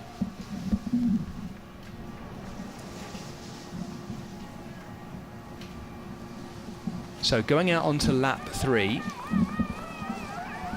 Felix Farissier leading from Max Chanet. Richard Murray was still hanging on to 3rd and 4th, where he's been duking with Jules Dumas. Arthur Serriette having crashed. Going into lap 3 though, Jens-Emil Sloth-Nielsen down in 10th. So, but Jens-Emil now looks like he's quite close to Arthur Serriette, so he is closing that gap. He is making his way towards the front of the race. So it'll be interesting to see what the gap is now as they're coming in for the end of lap 3. So only one more bike lap to go before they start the run. Yeah, and it's going to be very close going into that run. If anything, the gaps haven't opened up as much as they did in the Elite Women's race. The course is definitely more slippery, but Farissier now has got company, as has Chanet. That's a leading group of 3 at the moment. And Arthur Serriette, they're just outside the top 5 at the moment. Jens-Emil Sloth-Nielsen is now coming through. It's almost like he's used the second half of this bike lap, this bike leg to accelerate, and it is Porter Midor who is now leading the race remarkably. Sullivan Midor, I should say, not Porter Midor, because the two of them so close together in the race. Sullivan Midor has taken over the lead. He was 3rd in this short track race 1 year ago, and he has a strong final run too. Sullivan Midor, he's a great bike handler, tall rider. There he is in the lead with Felix Farissier sitting in his well, probably very helpful slipstream, I'd have thought, going along the beach there too. Max Chanet looking really good. I can't help but think, Nicole, that Max Chanet needs to try and make a move on this bike leg and hope those two will start looking at each other. Yeah, he's got some very fast runners up the front here to contend with. Yeah, exactly. Sullivan Midor leading, Max Chanet in 3rd. Coming through here, Jules Dumas, the Frenchman in the green. Richard Murray still up there, but he's got company in the best cross triathlete in the world right now, Arthur Serriette, and there comes Jens-Emil Sloth-Nielsen, who has ridden through and is placing himself in a good position to use his final run too. But there is a wonderful opportunity for young Sullivan Midor here to win his first World Cup round as well. He's got a really, really good opportunity. He's in the lead, but he's being tracked by the World Cup leader, Felix Farissier, as they go into this really steep climb. You can just get a bit of a sense of how steep it is, but it's not until you've been around this. It is really tough, Nicole, isn't it? It is, yeah, and as I say, arguably the run is perhaps Sullivan's best discipline, so he's in a really dangerous position here. The other athletes are going to need to try and get even just a little bit of a gap before they go into this run, else it's going to be a real challenge for anyone else to try and win this race. What a talent Sullivan Midor is. He is the son of the 2015 XTERRA world champion Josiah Midor, who is also in this race, and we're seeing Jens-Emil Sloth-Nielsen now making his move. He goes past Dumas and Serriette. Is this going to be a kind of dress rehearsal for Saturday's World Championship? We'll see. Big heavy landing from Felix Farissier over the jump there, and Sullivan Midor looking so comfortable. He's put Max Chanet and Felix Farissier into, well, kind of chase stress mode at the moment. Jules Dumas, the last of those around that berm, and that is very much now our leading group, but sewing up the gap between the leading 3 and this 3 is that man Jens-Emil Sloth-Nielsen. How fast is Arthur Serriette going to take this final run? I've got a feeling, Nicole, we're going to see a real coming together here as we start the final run. It's always exciting, this run, isn't it? We've had the same in the Czech Republic. 3 athletes all working to try and win the race right from out of transition. Well, let's not forget how that Czech race ended as well. It was one of the best finishes we have had. Of course, between Felix Farissier and Arthur Serrier. Lots of you will have seen it, of course. It's been the tagline video clip of XTERRA towards the end of this year. It's been absolutely brilliant, that sprint between those two. It was one of those, surely someone's got to edge ahead. Come on, someone! And then Felix Farissier just getting it right. Jules Dumas undoing his shoes already because they are coming into transition. We have just one 3-kilometre run to go. Richard Murray should be pretty quick in here. He's arguably one of the fastest runners in here as well, and he's still well within contention, and he's still got his elastic band going round on his right foot. It's very naughty of me to pick that up, but I can't help but see it. There we go. There we go. They are into transition. We can hear the call of our announcer down there, and this is going to be fascinating because, as always in these short track races, transition, Nicole, is absolutely critical. It is. I mean, they've not got to worry about nutrition or anything like that in this race. But the transition is so important. It's in and out, no wasting time, no faffing with anything. Just get your bike right, helmet off, shoes on, away you go. Oh, slip by Max Chanet as well. Barefoot slip, and it's understandable in these conditions. He's thankfully okay. Jens Emil Sloth-Nielsen very calm. And Sullivan Middaugh out already. Yep, Sullivan Middaugh just getting this race. And Felix Farissier looking to get onto the heels of him. Arthur Serrier with a really quick transition there as well. Max Chanet, after a brilliant bike leg, will try and hang on to where he is. Jules Dumas in the green tri-suit now, running out. Struggling with his shoe. I wonder if his foot's gone so cold that he can't feel it to get his shoe on. Well, foot and fingers as well. You know what it's like when you're getting your thumb down the back of your shoe. It's hard to get it on. I've been there and it's not nice. There we go. It's not winter, it is the end of summer here, but we are watching a young American who is striding out, and Felix Farissier is going to have a real test to stay with him. Arthur Serrier is going to chase them down. Serrier normally is one of the best runners in here. Max Chanet is good on the final run, but really his strongest discipline has already come on the mountain bike. He was, oh wow, Jens Emil Sloth-Nielsen sending it around the corner on the run, if you can say that, down off the ramp. So it's still quite slippy underfoot here, so it's taking these corners like too fast. 2 laps of 1,500 metres. It's like a track run, this, here in Molveno, on the banks of the Great Lake in the Dolomites, in really tough conditions here today. But a brilliant youngster in the lead, being chased now by Arthur Serrier, the double world champion. Max Chanet on the bridge right now, the Frenchman. And then Jules Dumas, his countryman as well. But a Dane, a great Dane, chasing as hard as he can. Look at the face of Jens Emil Sloth-Nielsen, the winner of this short track race 1 year ago. Do not write him off just yet, Nicole. I think we can say that, can't we? We can, yeah. He'll probably make a few places up. Will he get to the front?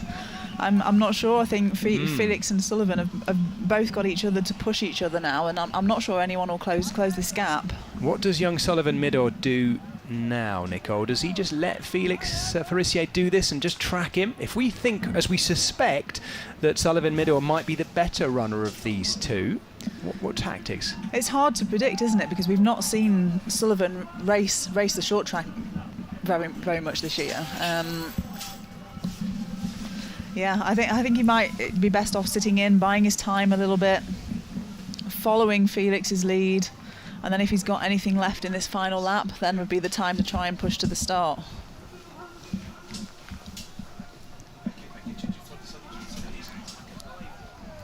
But just going around this boardwalk section now, Arthur's actually closing some ground here, making his way up towards the front of the race. Max is doing a pretty good job of holding on to 4th position here. We're watching. And Jens Emil, good pain face there. He always seems to have a pain face. You would, wouldn't you? Yeah, I think that's part of his grit. He does not give up. I mean, none of these athletes give up in the men's or the women's elite fields. That's why they've qualified as the best XTERRA athletes in the world. Jules Dumas running well, and Richard Murray, the Dutchman, running well, as we'd expect. Arthur Serrier kind of holding position at the moment. What would be really nice is if Serrier could get back in contact with our 2 leaders, Farissier and Sullivan, Midor, and we can see a 3-up sprint between the three of them, sorry. I've got my fingers firmly crossed for that, Nicole, we set ourselves a very high standard in Czechia, didn't we, with that final sprint? Let's hope for the same. For a 3-up sprint over that boardwalk and along the slippy grass, that'd be exciting, wouldn't it? Yes, please. Yes, please. Right, so Forissier just coming towards us, just striding out a little bit. Let's look at what the gaps are. Look at the faces as well to see. I mean, I must say, Sullivan Midor looks very, very comfortable, but Seria is nearly in contact. He is, and he looks like he's running quite comfortably as well, so it doesn't seem that it's cost him too much effort closing this gap to the front of the race. And look at this, Jens-Emil Sloth-Nielsen is coming back into contact. He's in 5th place now, choosing to run down the slipperiest part of the mud as we watch Richard Murray, normally a road-going triathlete, in what looks like racing flats there pretty much, running to one side of that now very muddy, tacky track down the middle. Yeah, you want to aim for the green bits here. That's where you're going to have most of the grip. I mean, most of these athletes will be in a lightweight trail shoe, just to have that little bit of grip over these muddy surfaces and the gravel. Yeah, it's getting the mix right, I guess. We're watching Jens-Emil Sloth-Nielsen, watching Richard Murray there, I think having a little bit of a slip in the background. Jules Dumas likewise. It's slightly downhill here as well. That was a nice bit of skiing going on there. So there it is after one lap of the run. Felix Forissier leading from Sullivan Midor. Arthur Seria, world champion, in 3rd. Max Chanet in 4th. Once again, the French all dominating, really. Jens-Emil Sloth-Nielsen up into 5th. 19 seconds down. That is a closable gap for him over the course of this second and final run lap. Richard Murray in 6th place, the road triathlete, making his XTERRA debut this year and doing extremely well too. Jules Dumas in 7th, but I think losing a bit of time at the moment, the Frenchman. Porter Midor in 8th, the youngest of the 3 Midors in the race there for the Americans. 2 Americans in the top 8. They'll be happy with that, but they're all from the same family. And there goes Jules Dumas in 7th place over the bridge. Now we have a leading group of 3. Nicole, we might just get that 3-up sprint. We've got 1,500 metres in which to find out. I really want that. It really doesn't seem like very far when you put it as 1,500 metres, does it? No, but it isn't. It isn't far. They're right behind where Nicole Walters and I are sat right now. They make their way around the edge of, if you like, the headland on the inlet part of the lake here.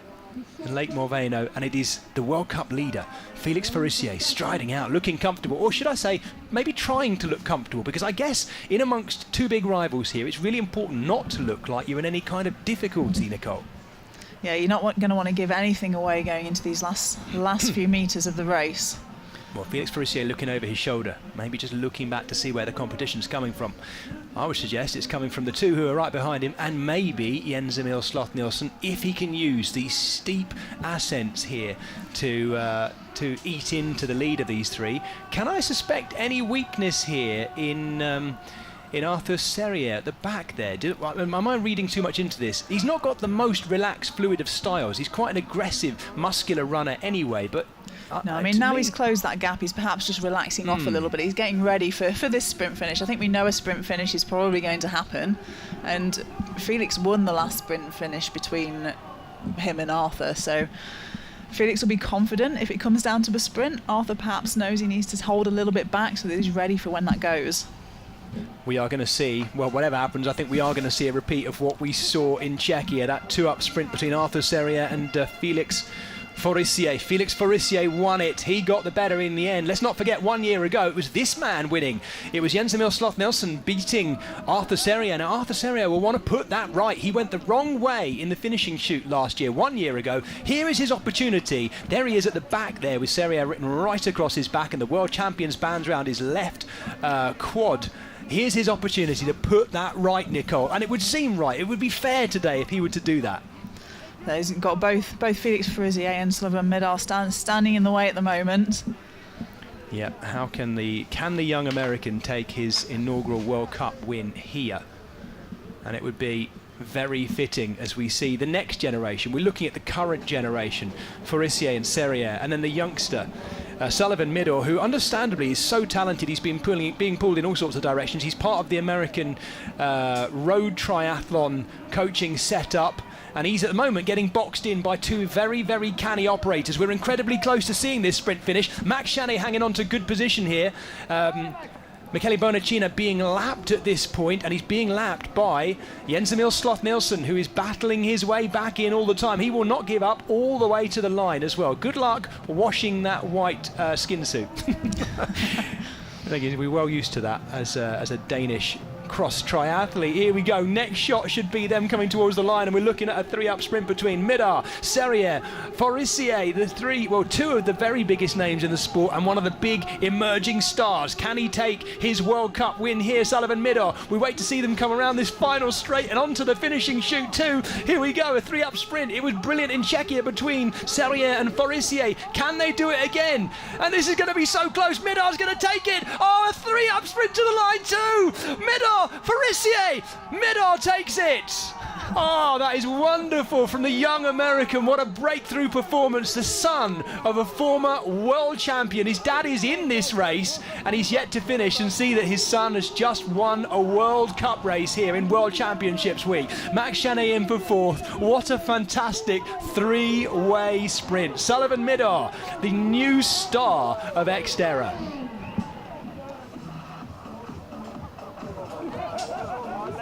Oh, Nicole, that was brilliant, wasn't it? What a way to, I guess in a way it ramps a bit more pressure up on Sullivan Midor, because he's so talented. He's being congratulated there by Steve Andrus, who is the manager of the Americas tour of XTERRA as well. He'll be well delighted to see an American winner. Here comes Richard Murray after a very strong bike leg and a really good run as well, setting himself up, I think, for probably quite a big performance on Saturday. Gilles Dumas also performing well. This will be an interesting marker for us, won't it, ahead of Saturday's World Championship. Yeah, what a race from Sullivan, though. He's been up at the top for so long now. It's really great for him to get that win and then cheering his brother across the line. Porter Midar finishing with a big smile because he knows his bro has taken the win. You didn't want to have to wait another year for it to happen. This is a guy who was always going to win rounds of the XTERRA World Cup.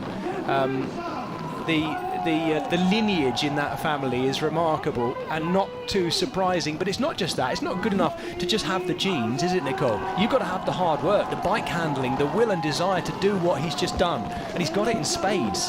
Yeah, you don't win one of these events without really putting the work in, and it's hours and hours of training. You've got to be dedicated to the sport to be able to put in a performance like this, and you know, against Arthur Serrières and Felix Forissier, two phenomenal athletes, and he's taken that win. What a shot. Once again, I have to say, and it could go either way. It could go between the men or the women, but for the second time in a row in these short track races, it's the men who've served up a finish just like that. And there's nothing preordained or organised about it. It's just the way things have worked out. Scotty Anderson coming towards the line now. The German athlete crosses the line. Good finish by him too. We'll confirm all these places for you as soon as we get the results up on the screen. But I tell you what a finish again. And two brilliant short track races here in Molveno. Sebastian Neef we saw taking 10th place. Porter Midar, by the way, younger brother of Sullivan Midar, was in 8th. So I'll give you the top 10 as we think it stands. This is provisional, by the way, because it's just happened live, of course. Sullivan Midar, the winner, ahead of Felix Forissier and Arthur Serrières, as we know. Max Chaney in 4th, as he was for a lot of the race. Jens-Emil Sloth-Nielsen finishing in 5th. Richard Murray in 6th. Gilles Dumas in 7th. Porter Midar, the youngest of the Midars, in 8th. Baptiste Forducel, the Frenchman, in 9th, ahead of Sebastian Neef. We're going to be seeing replays of that sprint finish again for time to come, aren't we? And it was brilliant. What a way to finish. And that is the finish now of our short track racing at World Cup level this year. And I think, Nicole, do you know what? For me in particular, this has been my first year of leading the commentary on XTERRA racing. It's been a real joy sharing it with you and watching particularly the short track racing, because I absolutely love it. Yeah, what an exciting race today. Sullivan Midar taking that top step with Felix Forissier and Arthur Serrières rounding out the podium. And great performances all the way down. Max Chaney, as he has been quite often this year, just off the pace, but in 4th place as well. Jens Emil Sloth Nielsen battling. I don't think, well, we can't say that any in that top 10 held anything back at all. Even in that final sprint, you did see Felix Farissier just look round at Arthur Serrier, but he looked round when he knew he was beaten with about 2 strides to go. If anyone watched that and thought he was backing off, he wasn't. He just knew he was beaten. So we're going to catch up now with our 3rd place finisher, Arthur Serrier. Okay, Arthur, tell us about your race. It was, for me, an activation race. I was super bad all the race long, but super bad. One of my worst day on a race, but it's part of the process. This race is just means for me an activation for Saturday race. So I'm just expecting this race do something to my body, and yeah, I'm just more than a week without any intensity, so I'm quite okay. I have a good sprint finish. I have a little crash on the back because it was a little bit too slow in front of me, so I tried to pass not in a good way, but yeah, quite happy to share the podium with these strong guys. A nice little warm-up for Saturday, right? Yeah, I hope so. Huh? Congratulations. Thank you. Deary me, that's a hard activation. You often hear elite athletes talk about that, Nicole, don't you? An activation. What do they mean by that? Because we hear it so often. Yeah, so often leading into a big race, they'll have a period of recovery, and then they'll want to weight the legs up with a hard training session. So that's what Arthur's using this for today. Felix Farissier now, after leading so much in that race. Here he is.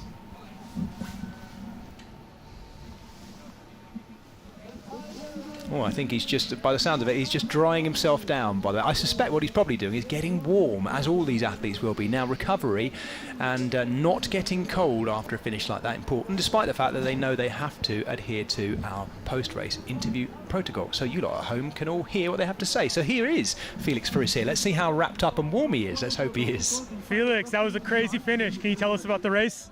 Yeah, it was a crazy finish, and yeah, it was a good race. I just, before the race, I want just to don't push too hard for the World Championship, the full distance.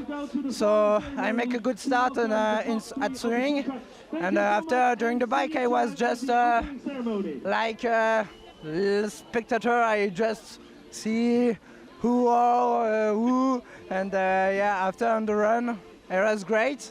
And for the finish, I see Mido. It's crazy. I just tried to follow him, and he's a pretty strong guy, and it was so great to compete with him. You ready for Saturday? Yeah, I'm ready. All right, congratulations. Thank you so much. Look out, elite men, because I think he is very ready. Felix Farissier looks so good today, Nicole, didn't he? I thought in particular he was the most in control of our leading elites there. He controlled the whole of that bike event then, didn't he? Yeah, he did, and it was a confident controlling as well, looking around and checking on things. Well, I tell you what, let's hear from the young American breakthrough of the season, Sullivan Middaugh. Sullivan, you came out to Mulvano and you took first in the short track. You had a crazy race, crazy sprint finish. Can you tell us about it? Yeah, I was super stoked with that. Didn't have a great swim, but I was able to work my way back on the bike. And then the run, Felix set a really hard pace, and I just told myself stay with him for one lap because I didn't know if I was going to be able to stay with him the whole time. But then my legs sort of came around, and we all kind of came together, and I knew I had a good kick, so I just kind of sat into the last 200 meters or so and then just let it go. It's amazing. How's it here to race with your whole family? It's awesome. Yeah, my brother and my dad all on the start line together, the same wave and everything, so it's pretty awesome moment and experience. You looking forward to Saturday's World Champs? Yeah, this definitely gave me quite a bit of confidence going into that, and hopefully I can mix it up again in the front. And once in English again, just go through the whole race. Yeah, really tough race. I struggled. My legs were burning in the beginning of the swim. It was still cold from the temperature, but yeah, it was just really awesome sprint in the end, and couldn't be happier. Oh man, congratulations. Thanks, thank you. I can't think, Nicole, of another occasion, I'm sure there will be one, where you've had a father and two sons all competing in the same elite race. Yes, it'll happen in marathons and mass participation, but in the same elite race where the middle son has won And then, well, we'll look to see where his dad finished as well. There is the top 10. We might get a chance to see where his dad finished in a moment. Sorry, this is the World Cup standings, I should say, not the top 10 from today, because Felix Farissier, of course, maintains his very comfortable lead now. And no changes until you get down to 8th place. Seb Neef, as we said, had a good race today and has moved up 1 place into 8th. And Federico Spinazzi up into 9th as well. Kieran McPherson down 2 places, the Kiwi.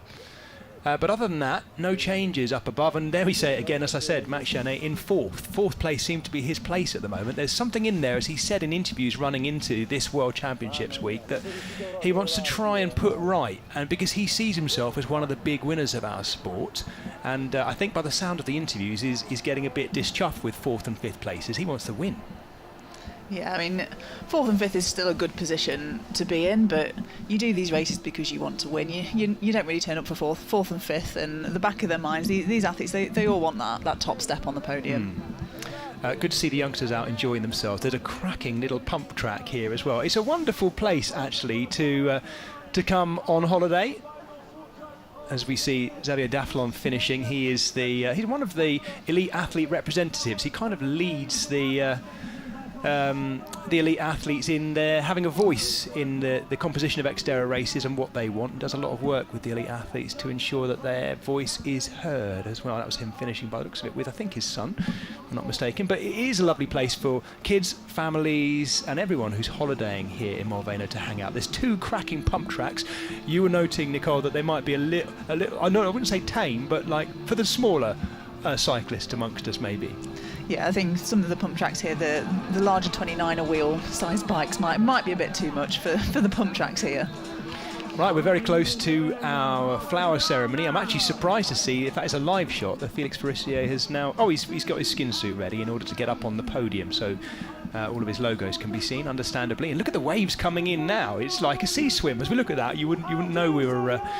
lakeside here, nearly 1,000 metres above sea level up in the Dolomites, and Arthur Serrier having, as he described it, a kind of aggressive opener today. I think what was it he said? Like he's the worst he's felt ever in a race. You will often have that after a period of recovery. It does take a bit of waking your legs up, so he'll be used to the preparation that he goes through for the event on Saturday, and that's what he's done today, is just use this race to wake his legs up, to make sure he's ready. Right, Felix Farissier, our World Cup leader, looking, well, we think, I think you at home will agree with this as you've watched it, very good indeed, the Frenchman. Proud Frenchman, and of course a French national champion. You can see his French colours right the way down his kit, and there is a smiling Sullivan Middaugh. Absolutely delighted with getting the win here in the Short Track World Cup, the penultimate round of the World Cup, and it will be fascinating to see how he goes, particularly on that long climb up through the mountains on Saturday's World Championships.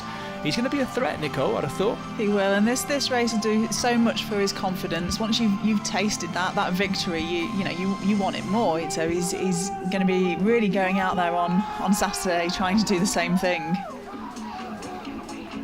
Well, if the women's race went to expected form with Solène Billouin, the World Cup leader, taking it, a lot of people were excited about the return of Sullivan Middaugh here, having not raced XTERRA World Cups since Oak Mountain, USA, where we started our live coverage this year. I think he may have just answered some of those people who are wondering where he'd be at. Well, I'll tell you where he's at, the top. And what a performance, and what a sprint finish from our leading 3 as well. Sullivan Middaugh. Well, in just a moment we're going to give you a chance to look back at the highlights of the race as it happened, because so much happened in just sort of half an hour of racing, really. It came together after that bike lap with, what was actually pretty much a leading group. We had 5, didn't we, coming off the bike together, with Arthur Serrier right at the back of it. I think we're going to look back at the highlights now, and there are all of the Middaughs. 2015 World Champion Josiah Middaugh there in the middle, and his 2 sons, Josiah and Porter. The whole family. Oh, I think Grandad and Grandma are there as well. Maybe I think that's what we're looking at there. Mum and Dad, grandparents, sons, and Dad. two generations in the same elite race. Mark this moment, Nicole, because I think that is an incredibly rare thing in elite sport. That it's brilliant, isn't it? It's wonderful. It's absolutely wonderful. And there's some cracking videos about that family, by the way, on the XTERRA YouTube channel. Go back and watch them because they are extraordinarily likeable. In fact, they're the sort of family that when you watch the video, you think you can't all be that nice, but they are. I think they're just a lovely family who have a wonderful appreciation of the outdoors and elite sport. Well, we've been enjoying the outdoors and the elite sport. It has stopped raining here in Molveno. Make sure you join us, Nicole Walters and me, Jez Cox, for the big World Championships on Saturday, and then of course the first ever Youth and Junior World Championships on Sunday. It is going to be quite some weekend. Make sure you stay with us here on the XTERRA YouTube channel from Moveno in the Italian Dolomites, because this weekend, if today is anything to go by, is going to be remarkably special. For now though, thank you for being with us, and bye bye.